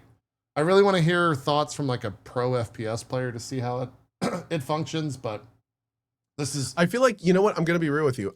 I mean, I'm sure pro FPS players are going to like this, but I feel like the round format isn't for pro FPS players. could be. Like, Yeah. you know, it's not that kind of competitive, you want to get on the leaderboards every round kind of thing. Also, is this something the you could see time as being like- investment. Holy shit. Yeah, that's like, yeah. The 2-hour round to get to the top of the leaderboard seems like a lot for a lot of stuff. But that being said, the Milsim crowd, like the Tarkov crowd, I think is going to go wild in this game. Like that could be huge, man. Yeah. I wonder how this is going to affect Tarkov. I don't know. It's not really the same at the end of the day. It's a very different loop. Yeah. But it's going to be interesting. There's long range sniping. I hit a Pros 70 still like to have fun? No. They gave up fun a long time ago for skill. Yeah, they don't have fun playing games anymore. That is true. Haven't you ever watched a pro streamer? Like, Yeah. Come on, man. Best I hate thing to their do, by the way, anyone that wants to snipe, if you want to level up quickly, buy a rangefinder. Don't buy anything else. Go into the middle of the map, get your rangefinder out, just start marking targets. Don't even shoot anyone. Hell yeah, Just dude. mark targets. It's incredible. It's the Dat best way to support, do it. though. Yeah. All right, that's Wardogs. And it looks like we are joined by a certain dude. We'll bring him in. Max, how's it going, man? Hey, Max. Welcome. Yo. Sorry, Good morning. guys. Thank you for being patient with me. I appreciate it. Time zone strike again. That It was more on did. my fault. No, I have a good excuse. I swear to God, I'm going to blame my child. Yes. You got me up at 6 a.m. and it messed up my alarm. I'm sorry. What did you guys talk about already? Anything crazy? You're talking about Wardogs, right? Yeah, we were talking about Wardogs. Talked about Beast of Reincarnation a little bit, and news. We were saving the Tokon talk till you got here. So. Oh, sick. Yeah. Yeah. Did any of you guys get into Duskbloods? No, I actually did not even sign up for it. Did you get in? I did not. I think they saw my name and they saw that I talk shit at some point at Nintendo, and they're like, "Nah." That is Not that this happening guy. right Dude. now? No, it's just the sign up, and then they send Oh. responses, and that was it. Okay, all right. Mm. I didn't know if it was happening this weekend or what, but I've seen a few larger creators on Twitter having problems with the Duskblood thing, especially Well- some major fans of it. Like they're having to jump through hoops. The crazy thing is that we can't stream it. really? Unstreamable, unvideoable. I think we can share impressions, and that's about it. It's like That's- super old school. That's the same thing So- Wardogs is. I couldn't show any footage of it or anything. Oh, Can't really? capture or anything. You can only talk about it. It's really the awkward. stipulations are funny because people are just not gonna care that like aren't streamers. It's like it's just preventing people that have a following from like showing it in any way. Yeah, When everybody else is just gonna do it. we're definitely gonna see footage of Yeah. I mean, Wardogs is out there, I'm sure, and so is Duskblood. Like, only because the other thing is like I don't even know how that game's gonna function. Like, it's such a up in the air thing that how is it gonna play? I have no idea. It might have been the most interesting thing in the world to have a completely from the mind of Hidetaka Miyazaki kind of experience, and we all jump online from the very first time, and we literally don't get to do that on stream. It's such a bummer. Yeah, that is true. That is true. Dang. That's a Yeah. good point. Can you record stuff and show it later? No, I don't think so. It's like no videos, no streams, no nothing. Oh, at all? Wow. It's crazy, dude. Wow. Okay. That sucks. I just wonder So- how it's gonna run being on the Switch. There's so many like performance questions I have about that. It'll be fine. It's a Switch 2. Yeah, It'll be fine. It'll run at 30. we'll see.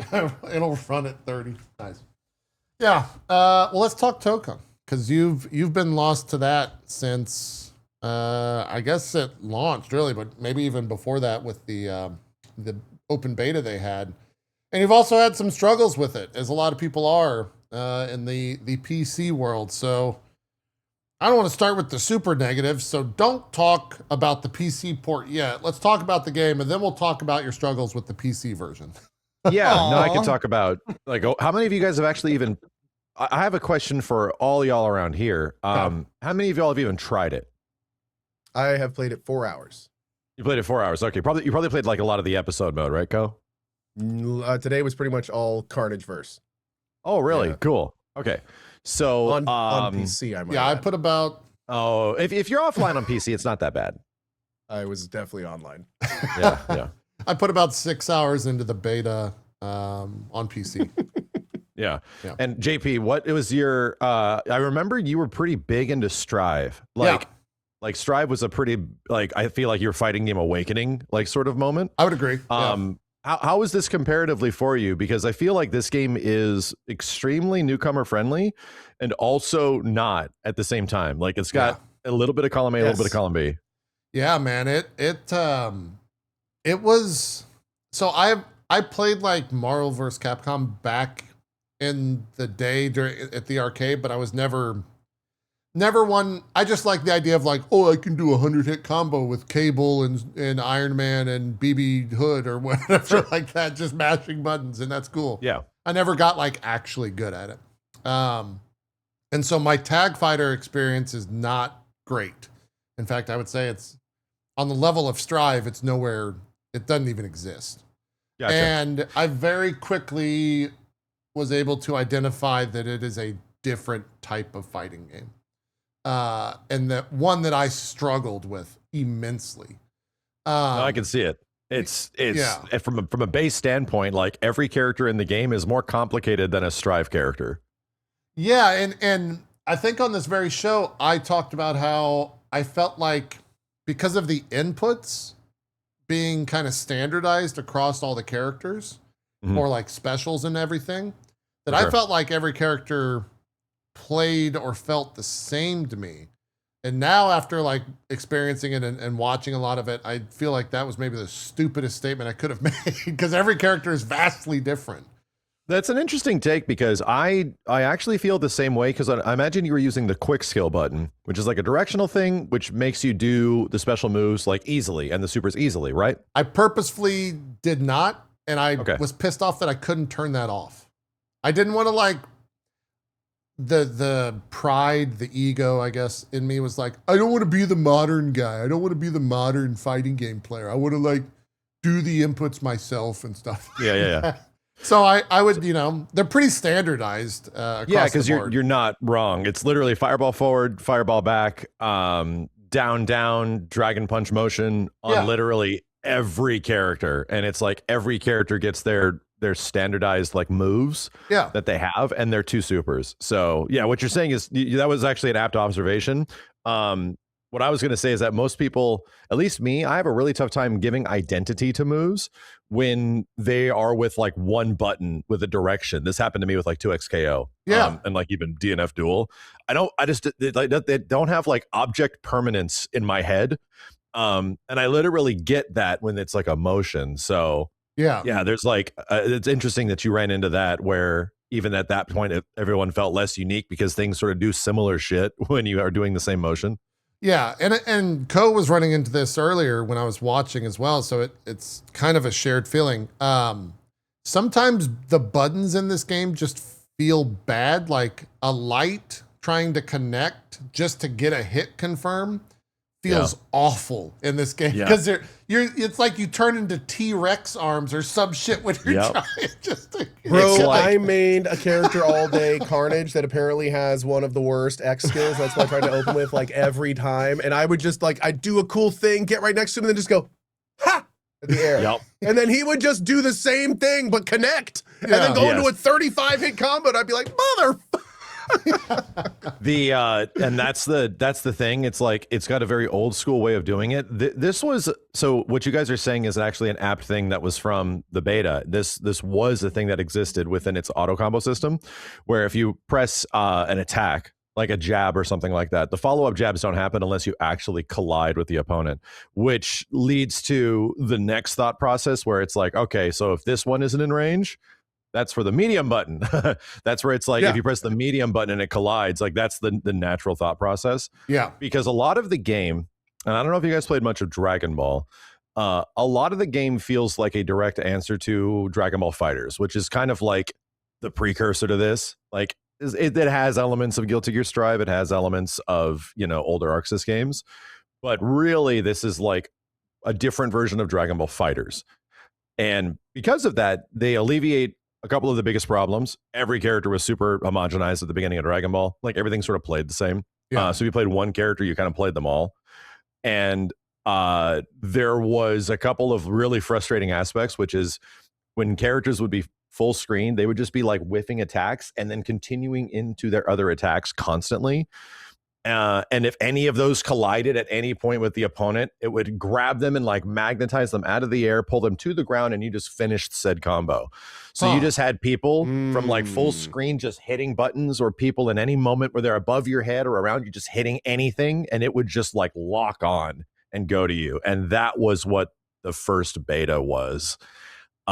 It was a nightmare. Everyone in the game felt like they were a porcupine.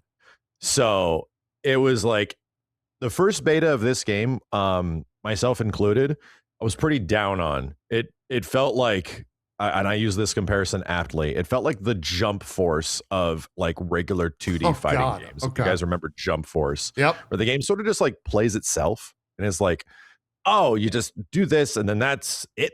Like, wait, I don't have any other options. Like, it was a very limited game of what you can do.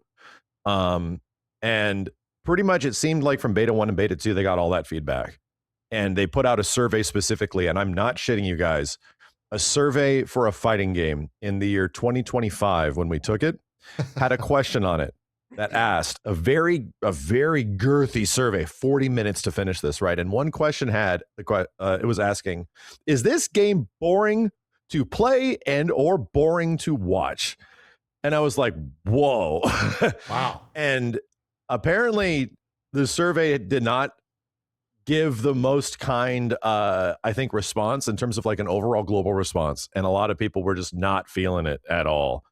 So they kind of like spiced the game up. They made all the characters more interesting by the time it came out this year. They made your abilities to use like tag and all that kind of stuff way better. Yeah. And now I played it and I was like, oh, it's way different. Like from a surface level, some people won't see the differences, but it's way different now. So I think they took that to heart. I think they were trying to make a quote unquote spicy video game, and they were making like the most neutered game I'd played, the most neutered but beautiful game I had ever seen in a long time back in 2025. Yeah. It's real easy to make this game look pretty, even if you don't really know what you're doing with the big moves and all. Yeah, like exactly. Those moves are cinematic. It's like almost 20 seconds sometimes of just cinematics before a big hit. It's great. Modern fighting game stuff. Yeah. And that was the other thing, going back to like tag fighters. It was like right off the rip, I fought a Penny, and Penny plus 3 other characters plus my characters on the screen is just a fucking confetti fest of things happening. And they very much understood the idea of combo linking with assist. And I was so new that I was just like, when is it my fucking turn? Like, when do I get to go? I'm just getting my ass beat in a corner for 75% of my life. You are literally describing the modern day Arxis tag game, where this was also a thing in Dragon Ball FighterZ. If you start blocking, you're going to be blocking for a while. You have defensive moves you can do while you're blocking, right? But those also have counters. So and those cost resources, like, just to throw it out there, you need things to get people the hell off of you. Right. That is sort of the way they're designed. Big, long combos, big, long block strings. That's why offense is so powerful. And for some people, including myself, like, I'm not good at those kind of games, man. I need like agency on defense in some way. And this is why people are asking for a quote unquote push block. And this is the difference between Tokon and something like a Marvel versus Capcom, which I'm sure you guys are familiar with. In old Marvel versus Capcom games, when you're on defense, you press 2 buttons and you push somebody off of you completely for free. And it's arguably the greatest mechanic in fighting game history, from MVC2 to 3 to the future games. And now, is that something that costs like a bar of something? In MVC games, it costs literally nothing. Really? Okay. But it comes as a risk reward. If you push blocked in an older MVC game, if you push blocked a light attack, they don't go as far. So that was a bad push block. They can pretty much counter it with movement and then move in on you, and you're stuck in this push block animation. If you push block a heavy, you go further. So it's got a really balanced system of like when it's good, when it's not as good in the air in some situations. Honestly, it's one of the most beautiful mechanics ever because you're sitting here blocking some asshole's crazy, dirty thing that he's doing to you, and get the hell off me, dude. So you're doing things on defense, you're doing things on offense, you're doing things on defense. It feels amazing. Yeah. And a lot of modern fighting games aren't that way. Like they want you to hold all this mix. It's so funny you say that, because one of the most frustrating aspects of this game for me is when you're playing one of those people that knows how to do, a 25 hit combo every single time they touch you, you can just put the controller down. Like you're just done. Like there's nothing. Like maybe you can get a lucky if you get a fraction of a or a frame break, you could do a counter, but a lot of times you can't. Like no matter what you do. So that'd be very cool if there was more active thing. Quick question: why do you think that feature died? Why do you think it wasn't carried on? It's funny because it's literally a Marvel versus Capcom thing. It's like people look at MVC and they look like Marvel and Capcom and tag games and all of this, all the supers and things like that. I did too, but the defining feature of those games is a completely meterless push block. And in this game, there's actually a lot of defensive mechanics. It's just that you have to play the game a bit to get used to it, of when you can do them and why you can do them. And it's a very mechanically deep game. But even the defensive mechanics in this game have counters. Like there is ways around some of the stuff in this game, and they are resource based. So it's like, I think the best thing that can happen for any like average player that's jumping into it is that they need to match up with people that are like of a similar skill level. And the cool part about this game, Smurfs will be Smurfs. You can't do anything about Smurfing. Like it's an unsolvable situation. But they ask you a bunch of questions before you go online here, and they talk about your skill level. Like, have you played other fighting games? Have you played against people? Have you gotten to higher ranks in other fighting games? And if you answer it appropriately for somebody like me, it put me into diamond rank, which is 2 above the highest rank in the entire game. It put me so far away what any other casual person would be playing that it's unbelievable. So much so that like I was getting my ass kicked by other people that had climbed their way to that point and were way better than me. And I was like, oh God. And then I had to like meet those challenges, and it was like, now I'm doing okay. But they're doing their best to try to get you to fight others that are of your appropriate skill level. And even those pink squares, there's like pink and orange and green little squares next to your names. All that means is that when it gets a higher tier color like pink, it means that they're better than you. So it's like you have an idea that, oh, this person has more experience than me. Okay, I have to go crazy, which is good. I think that's actually a good thing because it's comparative. Like if somebody else has been playing the shit out of the game or not. Cool. But yeah, I think for me personally, the game does so much. Like the game does so much in terms of what I was sort of like looking for in a fighting game. There's actual crazy ingenuity on a character to character basis. There's so much to learn. Like what we're looking at people playing right now, a big tough thing about modern fighting games is that they're very much over designed, where the game is designed to be played a certain way. And I'm sure you guys have run into games like this too, where you just like, oh, I just want to have my own interpretation of how I play this game so it can look different from myself to another person or one streamer to another. And that's what this does incredibly well, where right now, from a week from now, game's going to look completely different. Right now, from a month from now, game's going to look wildly different. If you look at somebody playing this game and they're pretty decent at it, it's not going to look anything like a person that has put like 100 hours into it. The gameplay will look nothing similar. And I'll be honest, in a lot of fighting games in the past like 10-ish years, that could be kind of hard to distinguish. Like most things are designed to be played somewhat of a certain way. So this is a skill like ceiling thing. And I think the skill, bro, it's a 4v4 fighting game where you can use one character if you want, and most people are. But the skill floor was always going to be a little bit higher than any other traditional game, because you're seeing 4 characters on screen at one side and 4 characters on another. It's like, my dude, there is 8 goddamn characters on this screen at some points because you can do that. And in like the highest level competition, it looks insane. Like, how do you even control this? And that gives me like old MVC2 vibes where you look at this and you're like, this looks insane. How the hell are these dudes even playing this shit? And I kind of love that. I kind of like love the idea that like, oh, I can see that these guys know what they're doing, you know? I gotta say, there How were do you- multiple times today when I could not even figure out with the 4 characters on the screen which one I was supposed to be punching in the face. And there were also numerous times when I would approach the assist guy and punch them and be like, what? And then the actual dude would start beating me from behind. I'd be like, oh, I thought you were there. Ah! Yes, So that's a exactly. problem. Exactly. Oh, Lord. Do you think this game has the potential for longevity and for like being a, you know, maybe you know, being consistently featured in top 8s and stuff like that? I do. I think it'll have fighting game community longevity. That's not and to be completely honest, that means absolutely nothing to the publishers and almost the developers, because FGC longevity accounts for a very small percentage of the people that will actually purchase the game. But yeah, no, I think that definitely can exist. It's an interesting enough game where enough people will be playing it, and there will be a significant amount of folks that'll be discovering and figuring things out.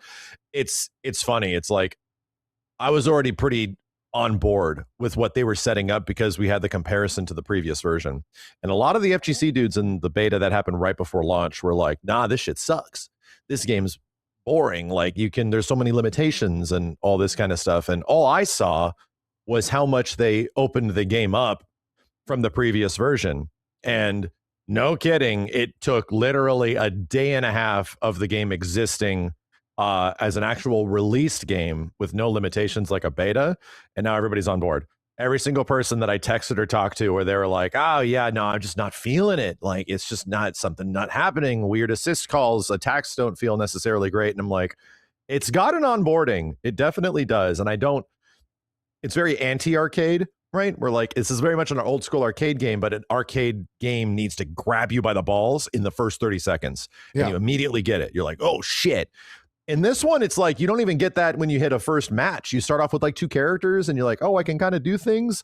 But then you have to wait until the final rounds to even see all the rest of your teams unlock and even get those characters. So it almost is a complete antithesis of what an arcade experience kind of asks and provides you, where it's like, go nuts, bro, like put more money into the machine type of thing. But it's not an arcade game. It's trying to build something a bit different. And yeah, once all the community got a hold of it, everyone was like, oh shit, this game's kind of amazing. Look at all this cool stuff I can do. All these limitations. People are finding ways around the limitations now, which is exactly what fighting games are about. The players will break the game despite the devs' best efforts. Right. And yeah, it's been a joy. My Twitter has been nothing but just people finding shit. Here's what I can do. Here's what I can do. This is what I can do. That's what I can do. I haven't seen the likes of this since like Dragon Ball Fighters, if not vanilla Marvel versus Capcom 3, where Nice. it's like the entire community is just discovering shit of like what we can do. And it feels great, dude. Yeah, that's definitely Awesome. a community like I think the FGC thrives on that, right? They love to just jump into training and like figure shit out where, you know, bozos like me and Co want to get into the online and just see pretty colors that we created. So Oh, did How you did I do guys that? try? That was cool. yeah. Did you guys possibly try? So this is a thing that I really liked about the game. Did you try? God, was it called Arena mode? It was like, there's like a survival mode in the game. Did you happen to go into that? No, No. was that in the beta? Because I don't. No, it wasn't. Okay, it's yeah, only, I haven't it's only played- the launch game. I haven't played. I didn't even know this was yet. in the game at all. So this is where the infamous color 7 is for every character, which is like the coolest color that nobody can figure out. How the hell do you get this? And there's like 9 total colors. One's a DLC, and people were just stumped for a few days. Like, how do we acquire this? So it's in survival mode, challenge like 100 KO survival. And it's like, what does that mean? So you go into survival mode, and it's like a traditional fighting game survival mode, and it's about you building kills, and you just fight one character at a time, not whole teams. Oh, You wow. take down a team one by one, and then you fight a boss, and then you continue and do the same thing. 4 characters boss, yada yada yada. However, once you kill a boss, you start earning these points, and it shows you 100 points for doing a super, 25 points for killing somebody with over 30,000 damage, 25 points for ending with a super, more health bonuses. You get all these like points, and every 100 points ish, there's an experience bar that goes up, and you've unlocked a card. And I'm like, what the hell? So you get to a screen where you see a bunch of cards with characters on them. I'm like, what am I looking at here? And you assign it. And there's only 2 slots at the start. And then you start playing again. Those cards have buffs like defensive buffs, attack buffs, like fire buffs, ice buffs, if your character has that sort of stuff, movement buffs. And I'm like, this shit is a roguelite. Like even things where it's like a bunch of negatives, but one crazy positive. So if you pull this card early, it's super good. If you pull it later, you don't want to use it. So I'm like, So I start playing a little bit more, and yeah, it expands. Here's another slot. You've unlocked more cards. You do better in matches. You get multiple pulls. You can pass on pulls. You can repull, and then your character's got a ton of life at that point. You're doing a ton of damage. Your movement speed is all over the place. So your character's whippy zippy as shit. And I'm like, this is amazing. And then by the time you get to like 40 and 50, the bosses are tough, and you have to like start figuring out actual strategies for them. But it's legit amazing. Like I've said this before, that like a roguelite-ish way of making like a fighting game arcade mode that has multiple tiers and bosses is brilliant, because it reminds me of beat 'em ups.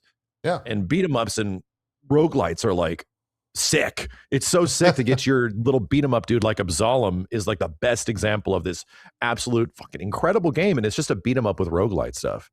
So I loved it, man. Like if you jump back into this in terms of like single player content, in my like personal take, I think it's even better than like the episode story mode, because you're making a build every single time around your characters. Do you actually have to be good at the game to succeed?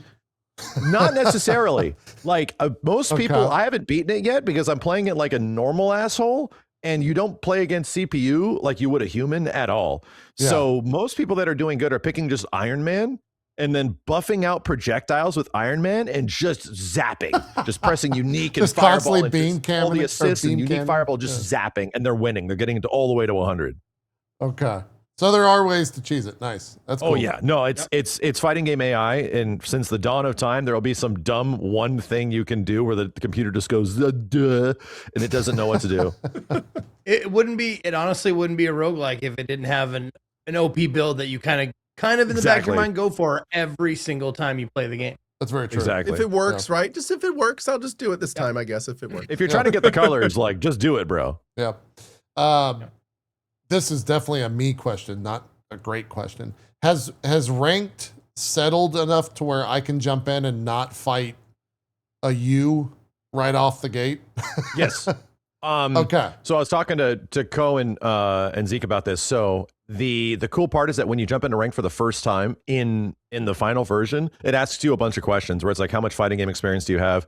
Have you gotten to the top rank of fighting games before? Have you ever played against people? And once it asks you those questions, if you answer them honestly, it puts someone like me so far ahead in the ranks that like I'm only a couple of ranks away from hitting the maximum rank in the game, where like no shit, like 50 or so people have gotten in the world. So I'm like, dang. Okay. And I even got into that rank, and I was getting mollywopped, and I had to meet the expectations, and I started doing okay like last night. So it was challenging. And they had those in the open beta, and it was like, have you played a fighting game? There was only like 2.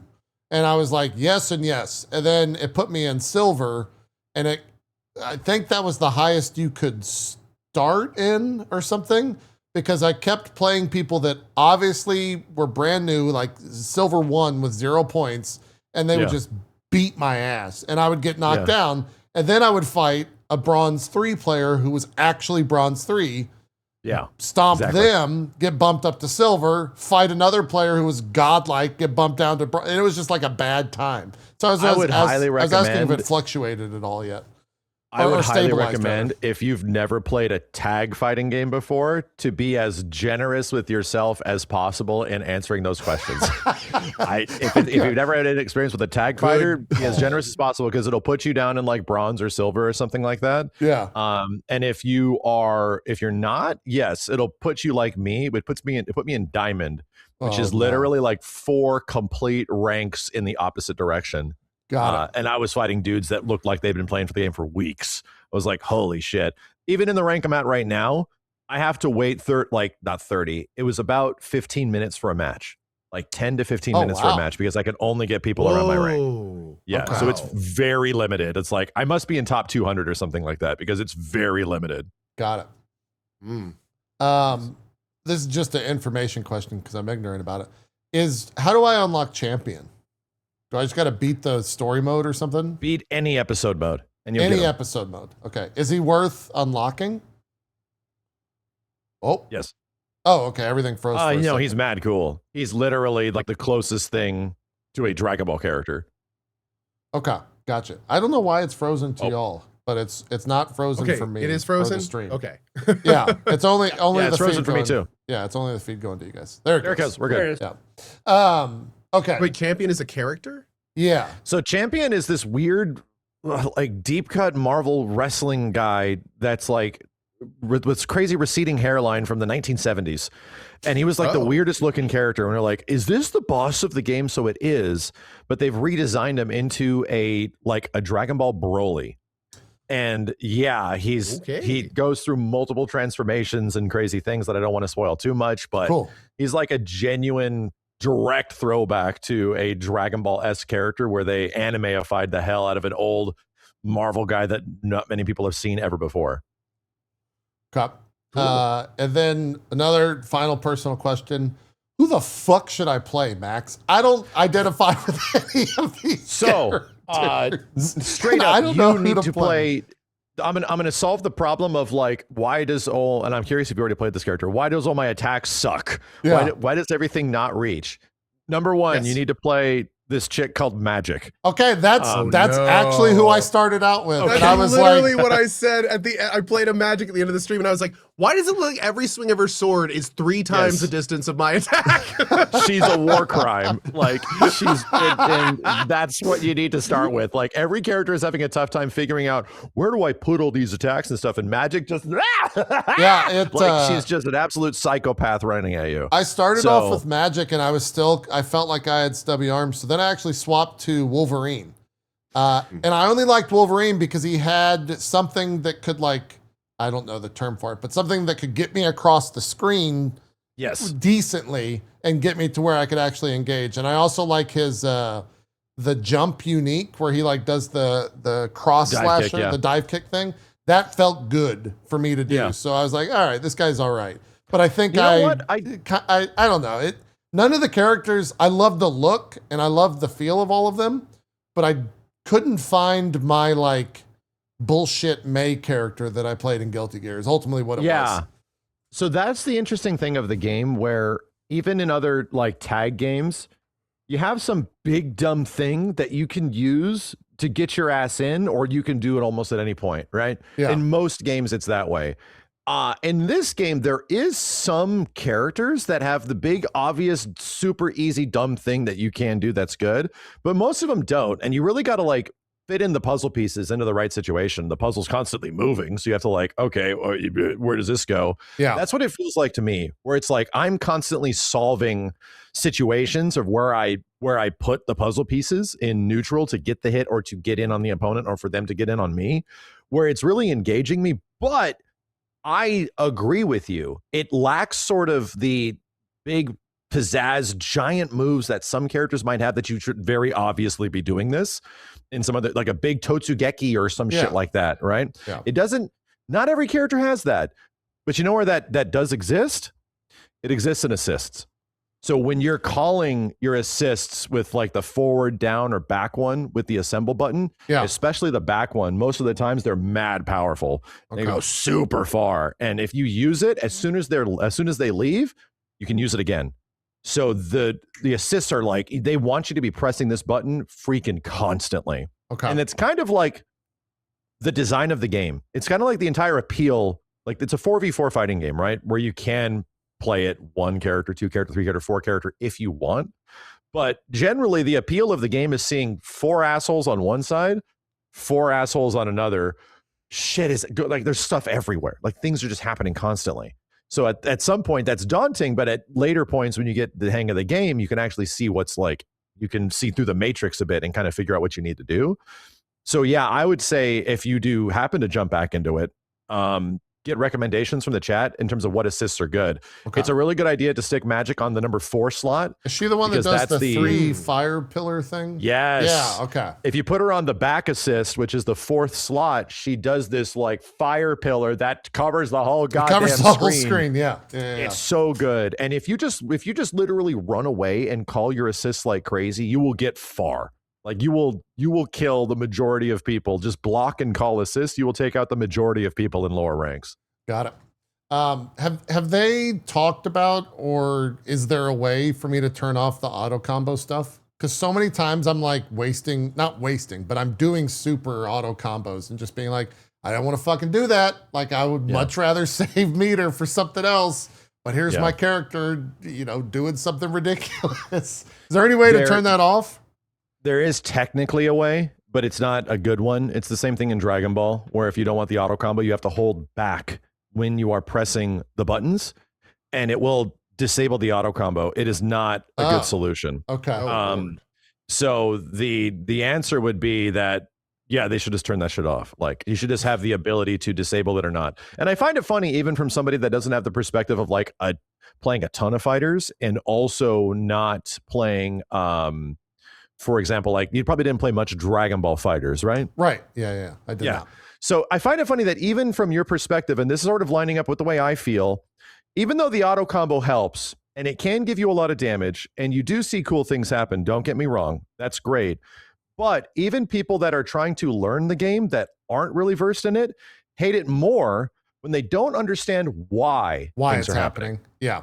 Yes, I think that is more frustrating than having just a combo that does something automatically, is figuring out, no, I want to actually control what I'm doing in my video game, and I don't know why it's just leading into something. Like, what's going on? Yeah, so you have pretty much confirmation biased my ass in terms of like, yes, like you can have auto combos in games. I have no problem against them. In fact, I think the way auto combos are done in this game is great. They use your resources. They do big things if you have the resources. That's awesome. They don't do good damage, though. You can do way better damage, but you need to be able to turn them off. Like there should be an option to disable it because people want to have full control of their character. Yeah. It definitely was one of the things that was frustrating to me, especially when someone is just blocking it and you're like spamming it out because I'm an idiot, and then you just throw a super out there and they're already blocking, so there's no reason to waste the meter. But it just goes out. Yeah, just frustrating. Exactly. Did you already talk about I had to step away real quick. Dog had to go out. Did you talk about the PC versus PS5 version stuff yet? So no, not yet. And I can say emphatically from the perspective of I had just had one night on PlayStation 5, and I had a 7.5 hour stream-ish, and it felt like I streamed for 2 playing on the PS5 version. And I just did nothing but lab and discover stuff with recommendations from the chat, and then play like ranked for 4 to 5 hours. And it was unbelievably smooth. Like I specifically only played PlayStation 5 users as well. The netcode was great. Like everything, I had so little issues that it kind of blew my mind because I spent the first 2 days playing on the PC version. Yeah. And I've seen the clips. There's clips all over the internet of you. Or one clip all over the internet of you uninstalling the PC version because of how bad it was. It's not worth the frustration. If you have the option, it's not worth the frustration. If you're looking at the game and you want to get into it, I do not recommend the PC version right now. Okay. And the reason isn't even from performance on my end. Like my performance is fine. My game runs at 60. I don't get crazy frame drops. Like this is where a lot of people are running into, or even if they have a 5090 and a 9800 X3D, and they're like, my game can't even hit 60. What's going on? Like weird compatibility issues and not as much performance. It's like it's like a hardware compatibility problem. So that doesn't happen for me. Like I can just play the game normally and have a good time, but that isn't the case for like a lot of others. So my issue is that whatever's going on, maybe with an anti-cheat, maybe with the giant PlayStation SDK that's happening in the background, maybe it's because of the other people that are unable to run the game at a consistent 60 FPS. Your opponents, yeah. it's a rollbacky stutterfest against a whole bunch of people, and it could be running fine, and all of a sudden chunky, and you're like, "Whoa, dude, what is happening?" So that seems to happen even between, in my situation, crossplay and regular matches. So much so where it's like I think 70% of my online experience of like, if I played 100 matches, like 70 games would have network issues, where it was like really funky, where I was like, oh my God, dude, the netcode of the game sucks. This is such a bummer. The netcode is actually bad, but it's not. By the time I switched to the PlayStation version, I just tested it and I'm like, why is everything running so smooth if I only play against PS5 people? The netcode's actually good. There's something going on with the PlayStation version, and whether or not that is the PlayStation SDK that is running like 8 operations in the background or something, whether or not it's some weird optimization thing, it's a PSN thing, I don't know what's going on. Yeah. But even crossplay, even playing other users exclusively that are on PC, it was very hard to get a consistently good experience. And so much so that it was just like, it's too frustrating. It's way too frustrating. So, and I had to have a very, very, very low tolerance for bad netcode in fighting games. Like, it puts me over the edge where it's like I'm the overjoyous positive fighting game guy in many ways, and I become a absolute mean-spirited bitch when it is bad and like things get in my way, and I'm like, oh dude, this puts me to a dark place, type of shit. I did join your stream and I was like, oh, I'm gonna wind down, watch some Tokon, see if I want to jump into this yet. And the first thing that happened when I joined, I think this was it was Friday night. I joined and you were just like, what the fuck is this bullshit? And I looked up at the rollback and it was like 8 to 10 rollback. And you were like, I fucking didn't press that. Or I pressed that and nothing happened. And it drops inputs like crazy. Yeah. That's what it feels like a legit. It feels like a legit desync issue. Where like in rollback, this happens a whole bunch where the game desyncs for a variety of reasons, whether or not it's network or audio or visuals or whatever, or hardware performance. And that just doesn't happen on the PlayStation version. It just works the way it should work. So I don't know. Like, I'm just over the moon. Like last night, like compared to that experience, I had such a great time winning and losing last night because no network issues were present to get in the way of my enjoyability to learn, to play. So I just had a great time getting my ass kicked and then finding answers to getting my ass kicked. And it was like, this is so much fun, because the previous couple nights I had on PC, I was just losing it, man. Yeah. It definitely I'm curious. frustrating. As far as like what your opinion is with Sony and the PC and stuff like that, do you think this, because I wrote down 3 things, like, do you think it's shitty on PC on purpose, they don't care, or they can't fix it? So this is like the Helldivers thing. It has the exact same problems that Helldivers has, from what I understand. And I didn't play a ton of Helldivers on PC, but it's the same thing where it's like multi-country limitation, where you can't purchase it in certain regions. That also exists, but the way that it works when you play online is the exact same process, where it runs this big fat ass SDK in the background with a ton of operations, and you got to log into PSN. And then you eventually get in there, and there is still performance issues. Like, from what I understand, this is what happened to Helldivers with a lot of people. So it's just identical, as people are describing to me. It's the same exact thing. So I do not think it is any intentionality to throw something under the bus, because that literally costs them money. Like, no developer or publisher is going to take willing hits from a monetary standpoint just to like prove a point, like type of stuff. Like, no, it's not quite that political, I don't think.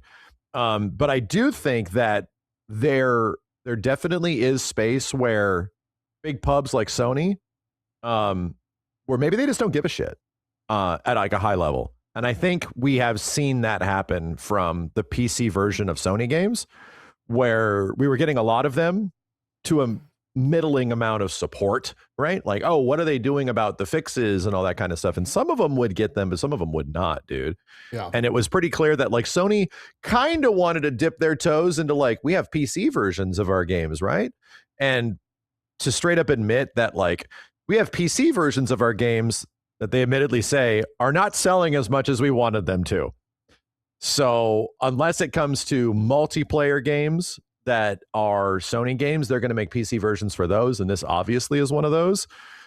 But it already is hovering around the concept that like whatever's going on from an executive tenureship at PlayStation, their priorities are in completely other places. And it's milking your pockets for as much as it possibly can be and making the future diskless. Yeah. Yeah.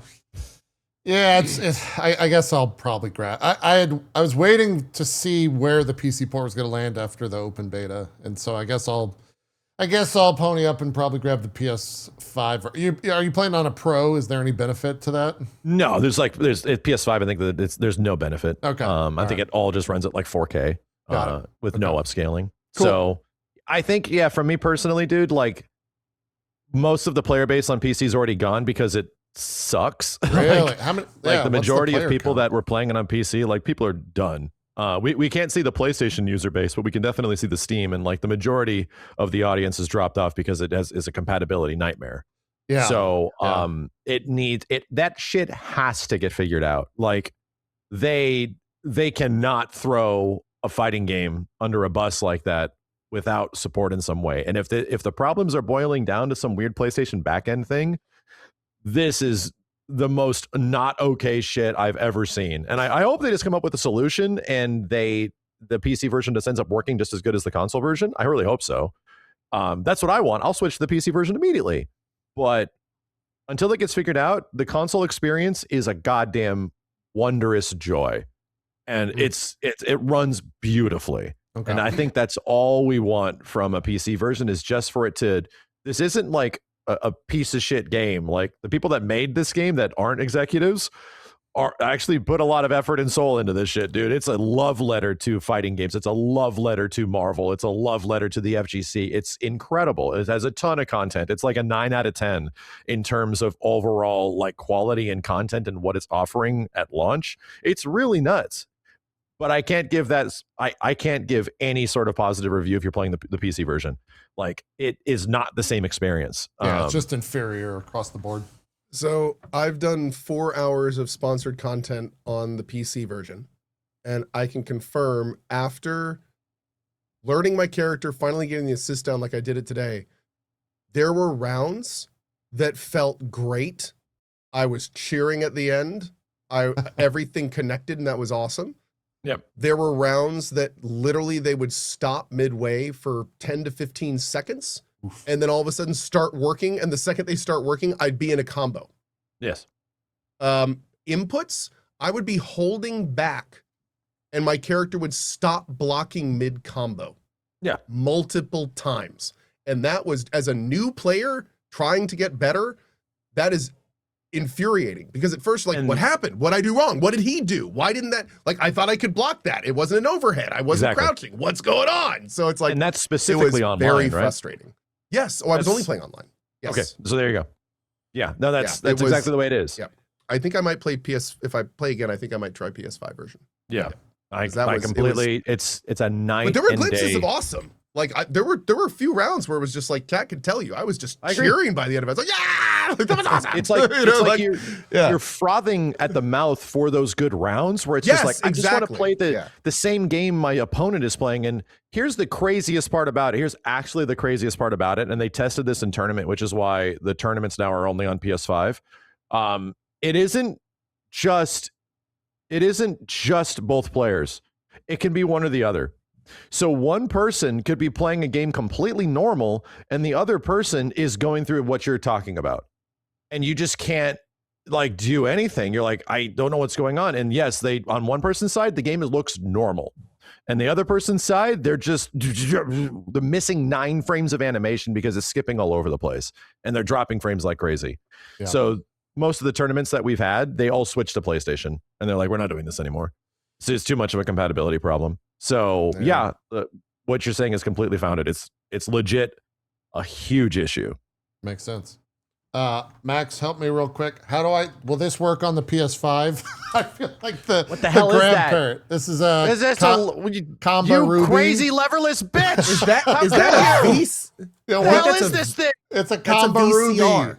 You doesn't- want an arcade stick? No, Max. This is I'm an arcade leverless. stick. I'm gonna use this to be better than other people. Zeke, sorry, JP, I'm looking at Zeke. You're not 20 years old. You can't be playing with these kid sticks. I can't believe you. You're almost 30. I don't have a thing. I just have.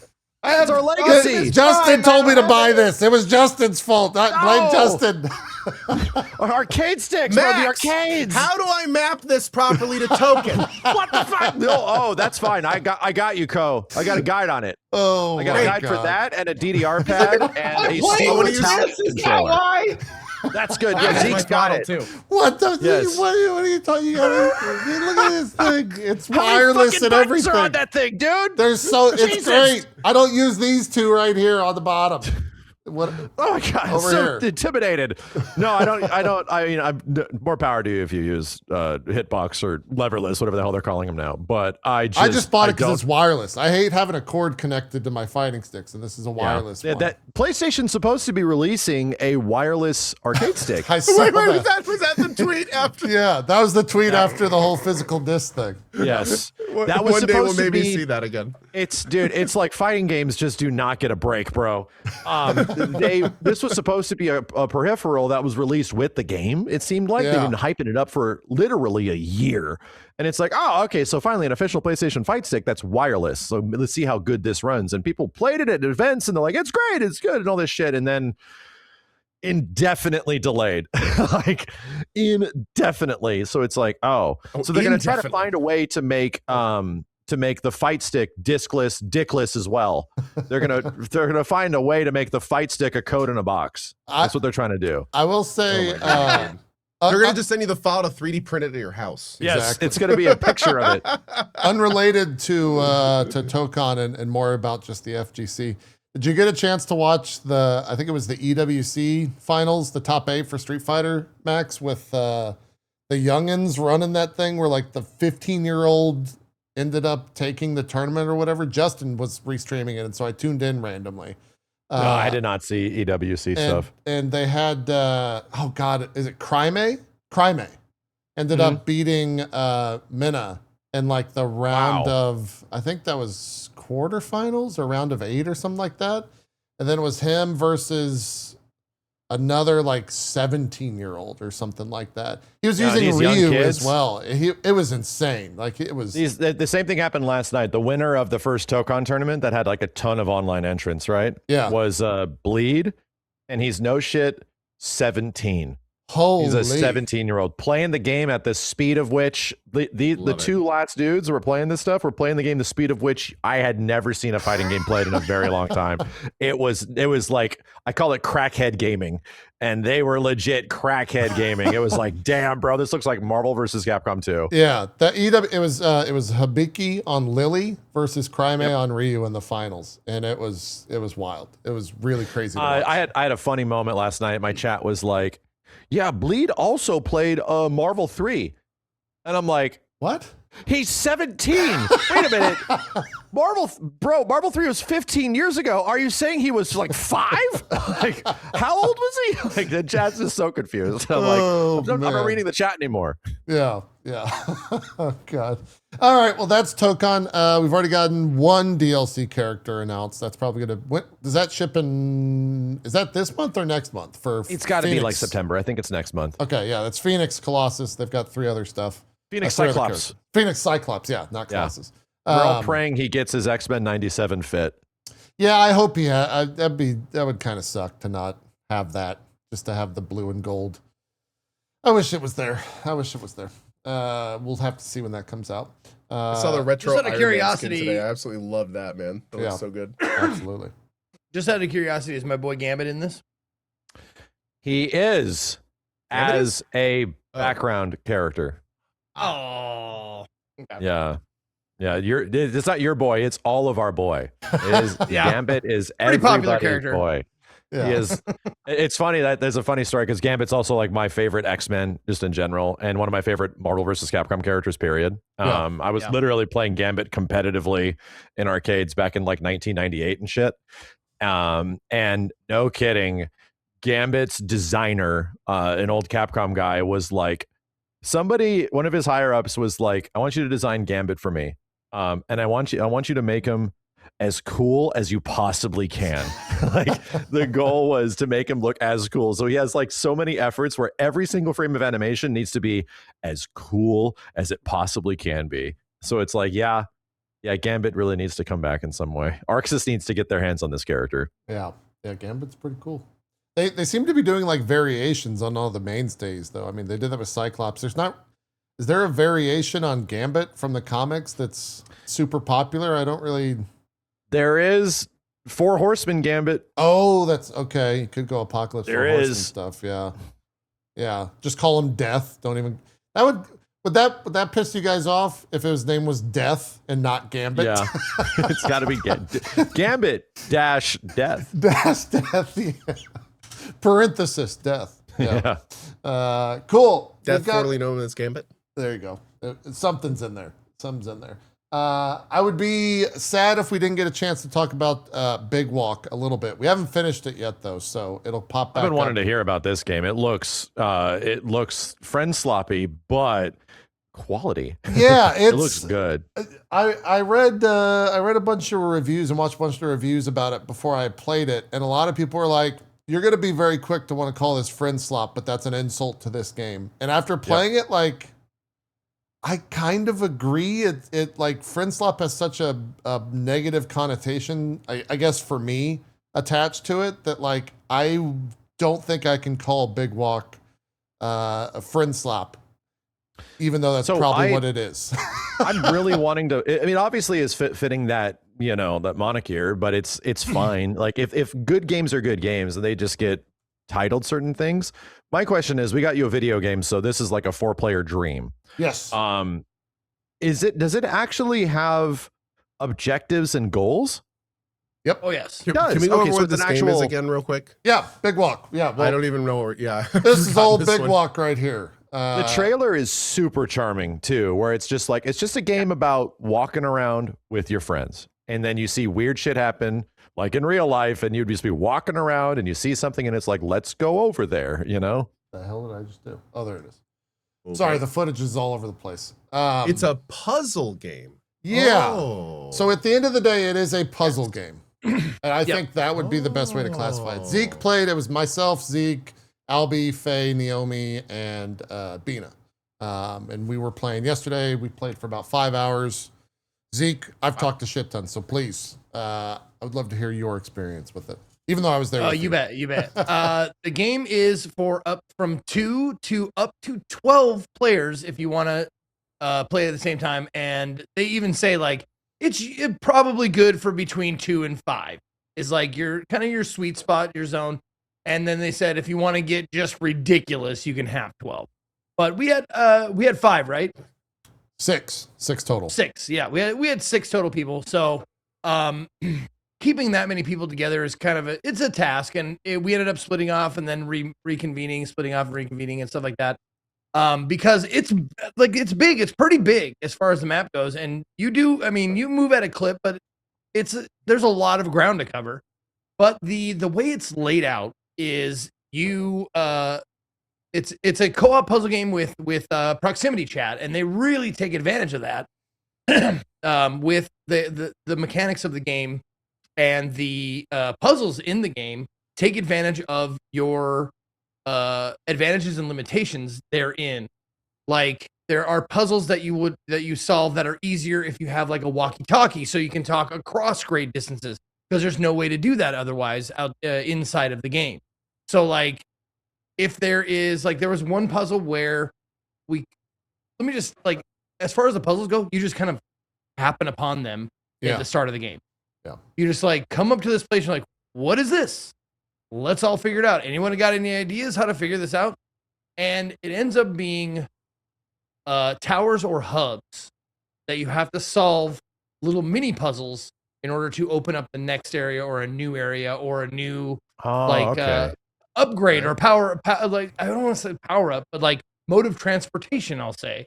Yeah. And then I don't think it's spoiling anything to Convenience. say like there are locomotion items in the game It that was you in the can just trailer. see like okay, right when you're there, you can see like there's a train, there's a chairlift, and you unlock these things to move around the map faster. So you come upon these puzzles or these hubs, and you're like, okay, so I have to solve 4, 5, 6 puzzles in order to open up the next thing. So you walk around this area to find these things, and they're just scattered about. They're just scattershot puzzles just in the middle of things. And then you find one, you call your friends over, like if you need to, like, okay, this is what we need to do. And this one was a good example. Like the people in there can see something that you can't. And through that little window, you need to describe something that you're seeing in order to get a sequence of tiles in the proper order. So like they'll look at the tile and go like, it's like a squiggly line with like a circle. Like, do you see anything like that? You're like, okay, I got the squiggle with the circle, and you put it up there, and then you solve it like that. Some puzzles are really cool where like you step into a place and a soundproof glass wall comes down in between you guys. I saw this is the one I saw. Yeah. Oh, cool. Yeah. Okay. Yeah. Okay. You have to So a communicate soundproof without glass talking. wall, and you can do like arm movements. You can go out, you can go up, you can point down. So like you are like pointing at stuff like through a thing because you can't talk. So you're pointing at stuff, going like that over there, that thing, get that thing. And you have to like do like affirmatives and negatives, like yes, no, or vice versa. Yeah. And that kind of stuff. And like there's a lot of those different mechanical puzzles where it requires that you work together. And I'm not sure if this is true or not, but JP, I don't know if you know, but are the puzzles like, it seems like some puzzles you absolutely have to have at least 4 people. So no, the puzzles range, you have to have 2 people no matter what, and the game auto scales the puzzles down and changes That's the what puzzles. I was okay, that's what I was wondering. Okay. It changes the puzzles for 2, 3, and 4, and then every puzzle above 4 is the same. Okay, cool. Okay. So there you go. Yeah. So 4 is like optimal, I guess. 4 or more in that range is optimal because some of the puzzles require like that all 4 of you press a button at the same time in order to start the puzzle or to solve the puzzle or stuff like that. But some of the other mechanics, like as far as the proximity chat goes, one person will be up on a cliff and have like a telescope view of something. One other person has to go all the way down there. And if you don't have walkie-talkies, like you have to figure out how to like, communicate with your arms and shit like that and tell people what to do and try and like that way. So the walkie-talkies become a very valuable item. One of the things that I was like a little like not upset, but like annoyed with was that like you can only carry one thing. Right. And they give you a lot of things. Eventually they give you a backpack so you can carry one more thing. And then you only get one backpack, and then you have to find more for your people. Yeah. The whole thing. Yeah. If you find a backpack, only one person in your squad gets it. Right. The game ultimately is, I saw it described as like is an escape room, and it's one giant escape room that with friends. And the other thing about the game is it's like everyone that's played it, and even outside of reviewers, have all said like, yeah, this is a game that I'm probably going to remember for like a good chunk of my life and have like memorable experiences with friends and stuff like that. And we've had some funny stuff happen in our games so far, Zeke, but I don't know if I've had anything that's like transcendental or anything yet for me. So I'm wondering what that happens or what happens to have that occur. I also got a question. Is this, it looks really good, and it looks like the intention from the game, because it's made by the Goose Game guys, and they have not made anything like this before. Yep. So they had a pretty genuine and interesting take on it. Yeah, it took them The 6 only years one to of make these this. games that has really hit like the highest highs, and I enjoyed the hiking game. I thought that one was pretty good, where it's like you get up the mountain and you have to help everybody climb up the mountain. That one was genuinely fun. Yeah. But Lethal Company was just like it beat out everything. It beat out the God, what was the ultra COVID game where you have to lie to each other? Among Us. Amogus. Like Lethal Company was our Amogus, where that game was just I have never laughed so much playing a video game in my entire life, you know? So does it sort of like reach in those levels of like, oh, there's something here that's got like a lasting sort of impact? It hasn't yet, but everyone says it will. Is what I've been told. This game, Interesting. the setup, the setting, the fact that you're playing with people, it has the potential to really like wow you. Yeah. Uh, Eventually. But we played it for what, 5 hours? 6 hours, something like that. People have said we're like 30% of the way through the game. Yeah, and you're able to grasp, at least where we're at, through the mechanics of the game, you're able to grasp how much there is in the big walk, or at least what we know of so far, that it feels about like 30-40%. You haven't gotten to map 2 yet, JP. Yeah, that's the thing. There might be like a sub map. Like it's very clear how it's structured in terms of how it unlocks, but seeing some of the like later puzzles only because we got to a newer area, and Zeke hasn't been to that area with me yet because we got separated and they kind of went one way and we went a different way, which is totally possible, thing that will occur. Seems very like, instead of just like sandboxy and kind of like F it sort of game design where we just have an idea, here's just some things, go have fun. It feels very designed. Yes. Feels like there's very intentional. Yeah. Again, that's why I struggle to call it friend slop, because it is, I feel like friend slops are more about like chaos, and this is so structured that it's like, okay, get that. We're going to get that key. We're going to go unlock this. We're going to see what's over there. Oh, it's this puzzle. Let's solve this. Then we're going to go do this. Then we're going to go over there. I'm going to grab that laser pointer. Then I'm going to go stand over there. When I get to that, point the laser pointer up in the air. And then when you do that, because you've signaled me, I will press this button. And when you press that button, it unlocks a thing across the world. Yeah. Things like that. Like there's hell yeah. Yeah, there's functionality about it to where like the chaos or sloppiness, whatever. It reminds me of isn't there. Right, like it feels like more intrinsically designed. Did you guys play RV There yet? I did, yeah. Yeah. That game was genuinely fun. It's about like 4 people in an RV with a variety of tools trying to get the RV up. There's like a clear goal, Yes, there's a very clear goal. There's clear efforts. We found ways to like skip certain things. We beat it in one night. Like it was genuinely fun. And we all had a good time because it wasn't just designed for clips on Twitch and chaos. Like it very much was, everyone needs to work together to get this big ass truck up this mountain. And if we don't work together, it's not happening. So there was a very clear, concise goal of all persons. Like you're in the car, I'm up here, you're telling us where to go. Like everyone had like a job, which to me is like the stuff that like, oh, this is very designed. This is designed where everyone needs a role, and there isn't somebody just like schmoozing and not doing anything or only yapping, right? Yes. Yeah. I will say, I know you do a lot of stuff in person with the Yo Video Games crew. I would say because the game does rely so much on like splitting up and removing the senses. Oh no, we of wouldn't do it in characters. person. Hell no. Do it at your own PCs, basically. Yeah, any of these games that are designed around proximity chat, like Lethal, for example, like we would never do it in person. Yeah. Like doing it in Discord, right? Exactly. You bypass a lot of the cool features. Yeah. Exactly. We don't use Discord for any of this stuff. That's right. Yeah. Yeah. I think, so go ahead. I was just gonna address what you talked about, like one of your best experiences with Lethal Company, and the difference therein between this one and that.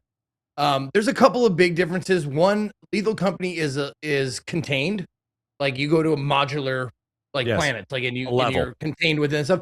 This is more open world, and there's no fear in this game at all. Like Lethal Company has moments of like jump scares and like genuine fear, that kind of shit. Like this has none of that. There's no damage. There's no fall damage. There's no way to die as far as I can tell. Like besides disconnecting. Yeah. Yeah, we had some there are some connection issues that are happening, and I don't know what causes them, but we were able to restart the game and it was fine. There's no pressure unless you put it on yourself, and no stress, really. Yeah. Interesting. No, we're definitely trying this tonight. Like It's worth it. Yeah. I'm gonna tell the guys to fire it up, and we're gonna get it going. The favorite thing that I've stumbled upon, and I Zeke, it's not a spoiler to me because the thing is about the time spent there and not the puzzle. Does that make sense to you? Sure. Yeah. My favorite thing that we've stumbled upon is we were walking around, we got into a room. There's 4 buttons on the side of the wall. You go and push the buttons. The door shuts. A timer of 30 minutes starts on the wall. What? And you're stuck in the room for 30 minutes talking to each other. What? That's the design of the puzzle. That is the puzzle. And so, like, it shut. And 30 minutes is a long time. Dude, it shut. And one of the people was like, well, I'm going AFK. And, like, the other guy was like, you can't do that. No, I'm going to open the door if you go AFK, and we're going to cancel the puzzle. And he's like, no, don't do that. I'm going to go get a drink of water. I'll be right back. Person went AFK. We got down to 3 minutes left. They were not back yet. And the guy goes, fuck it, and opens the door, and the puzzle restarts. Wow. Commitment. Yeah. Nice. So we haven't done that yet. We haven't solved it yet because the person was like, no, we're only doing this if everyone's here.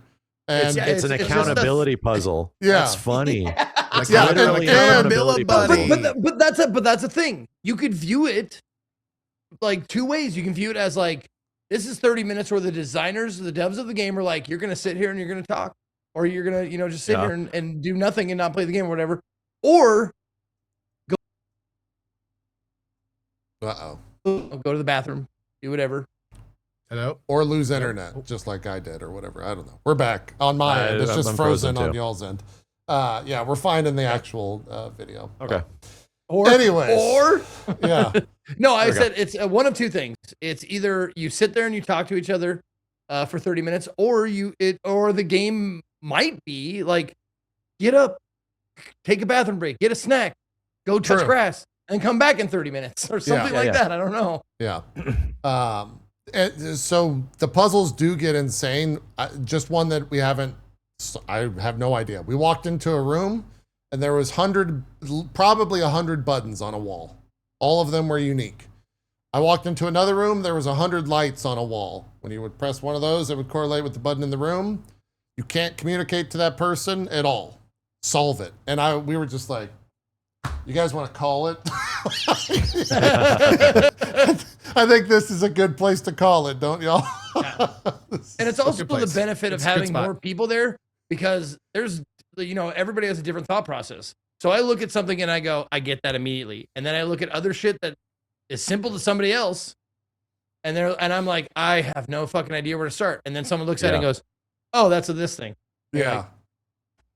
There was a This- moment yesterday where I'm not going to spoil anything, but we walked into a puzzle and everyone was voicing how we should solve it. And I was like, I've got it in my head. Everyone's talking at the same time. And Faye was like, look, you should do that. I was like, Faye, shit.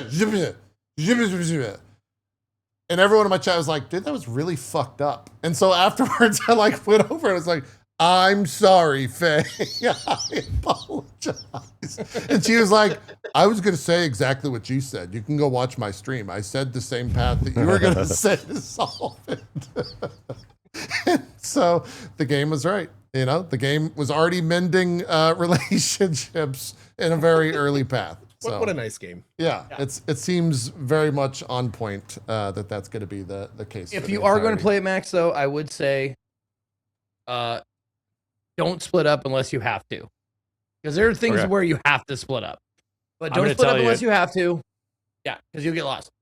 The game's funny because I've been in a scenario where I went to Las Vegas with a small friend group, and it can be fun, but I've also been to Vegas with like 15 people, and we all like would go where the plan was to go down the strip, and it's like, buddy, we needed a production coordinator. Like, it was a absolute nightmare. So when I see this game and it's like, oh, it allows for 12 people, I'm like, that seems like hell. That seems like Even with genuine hell. six, it was hell. Six, it was everyone had a light, and you would just see 6 lights, and then one light would just go off to the side, and I was like, yep, here we fucking go. Like, yep. And even so they in even a situation say in the trailer of the game, like, that's ridiculous. Don't do that. Yes. Because we have in our friend group, we have one person in our friend group that I will keep completely indescript, but they just go off and do their own thing or get very easily distracted, and they go, where is everybody? Why'd you all leave me? And it's like, dude, we're doing the mission. So this happened several times during the mountain climbing game as well, and also in Lethal Company. So I feel like this very naturally will be a game. And I saw the thing that sold me in the trailer, which is like, sometimes you'll get, separated from your friends. And it has a guy like, hello, guys, like in the dark, and he can't see anybody. Yeah. And he's like, and they're like, and sometimes you'll have to go on a search party to find them. And it's got them whistling and like, guys, like literally in the woods, like, you get where are you? And you get different tools. Each other, and it's this big celebration. I'm like, I want to play this. It's very feels good. Very feels good across the board. I love it. Yeah. Well, Zeke and I think in the crew are continuing probably Tuesday is what it's sounding like. So we'll probably have some more thoughts on it next week when we're a lot further in the game. That is going to do it though for the show. Max, obviously we got to get you back on here at some point just to chat with you. It's been a while since you've been on. There's obviously so much going on in the Final Fantasy world with that one coming out. Are you actively playing 14 again now that they've announced the 7? Okay, all right. I had to ask. The Twitter was curious. Okay, let's do some shout outs then and wrap it up. Zeke, why don't you start us off? What do you got going on? Will do. Maximilian, dude, thank you for coming on the show and talking about stuff. It's great to have you, man. Co and JP, thank you for being my co-host every week. My name is Ezekiel the Third. You can find me at or / Ezekiel_III on Twitch, Twitter, and YouTube. And Ezekiel the Third, all spelled out, Instagram, TikTok, and Blue Sky. Apparently, I thought I was going to do something else, but this Tuesday, hey, what are you going to do, man? When the big walk calls, you answer. Especially if it's really difficult to get people together at the same time. So, very true. I'm not going to be the one to break my plan, so I will go to Big Walk on Tuesday. So that's what I'm doing. I take Mondays off, so I won't be here tomorrow. But I will be doing Big Walk on Tuesday and probably continue on with Knights of the Old Republic 2, which we didn't get to actually talk about. But you know that game. We don't need to talk about it. It's great. And I'm continuing it on Wednesday. So that's what's coming up for me. Thank you for watching. I'll see you next time. Fantastic. Co, what do you got going on? Where can people check you out? Absolutely. As always, thank you to JP and Zeke. And a huge thanks to Max. It's always awesome when we have a specialist on the show. You can just listen to with all the great info. So appreciate that, Max. Thank you for being here. And on that note, I am going to be doing a lot of, I actually got a bunch of games I didn't get to talk about today. Dive or Die. We're going to be continuing Dive or Die tomorrow. Maybe some more Tokon. Then we have a couple new releases next week. Maybe more Corsair Cove. I'm going to be restarting that run for some reason. Why are you restarting? Well, dude, too a much. lot? I gotta go. We're already late. Yeah. But anyway, thank you all so much for watching. Appreciate your time, and we'll talk more later. Yep. Sounds good. We're on next week, right? I think so. Yes, I don't see why we wouldn't be at this point. Max, do some shout outs. What do you got going on? Thank you, JP and Drop Frames crew. I love talking with, I'm not even going to call you guys the unks as I'm with you. It's honestly like the dads. We've reached like, it's beyond unk status. It's like dad territory. So thank you guys. We're all holding it down on Twitch out here. And yeah, you can hit me up on Maximilian Dude on YouTube or Twitch. Play a lot of fighting game stuff, fighting game focused. Final Fantasy VII Revelation is probably like the biggest game ever that is coming out for me personally. We're going to be playing a lot of Final Fantasy VII stuff, also leading up into the release of that eventually whenever it comes out next year. But I'm going to be playing a lot of Tokon. Today, we're definitely playing Big Walk, Let's Walk, Go Walk. There you go. Whatever, Big Walk tonight. And we got to try that. We're going to be doing that with our 3 friends with the video games. Nice. So I'm looking forward to it. Thank you, guys. Fantastic. Also, congrats on being Big Hollywood, Max, being in the Street Fighter movie. Oh, shit. That also happened. I forgot. Yeah. I did that so long ago. Yeah. That came out. You can go see him in the footage that, like the Blanca versus Ryu footage, if you want to look into. Yeah, that. we'll see how the final cut is. That's definitely a much bigger scene. Yeah, yeah. Okay, that's it for us. Thank you all for watching. I'm gonna go play Wardogs until they tear me away from the beta. So that's where I'm headed. We'll figure out what the rest of the week is gonna be. Maybe I'll jump into some Tokon now that I gotta buy it on the PS5. But that is that. Appreciate you all for being here. Appreciate the three of you for joining us. And we'll see you next time with more on Drop Frames. We're out of here. Have a good one. Bye.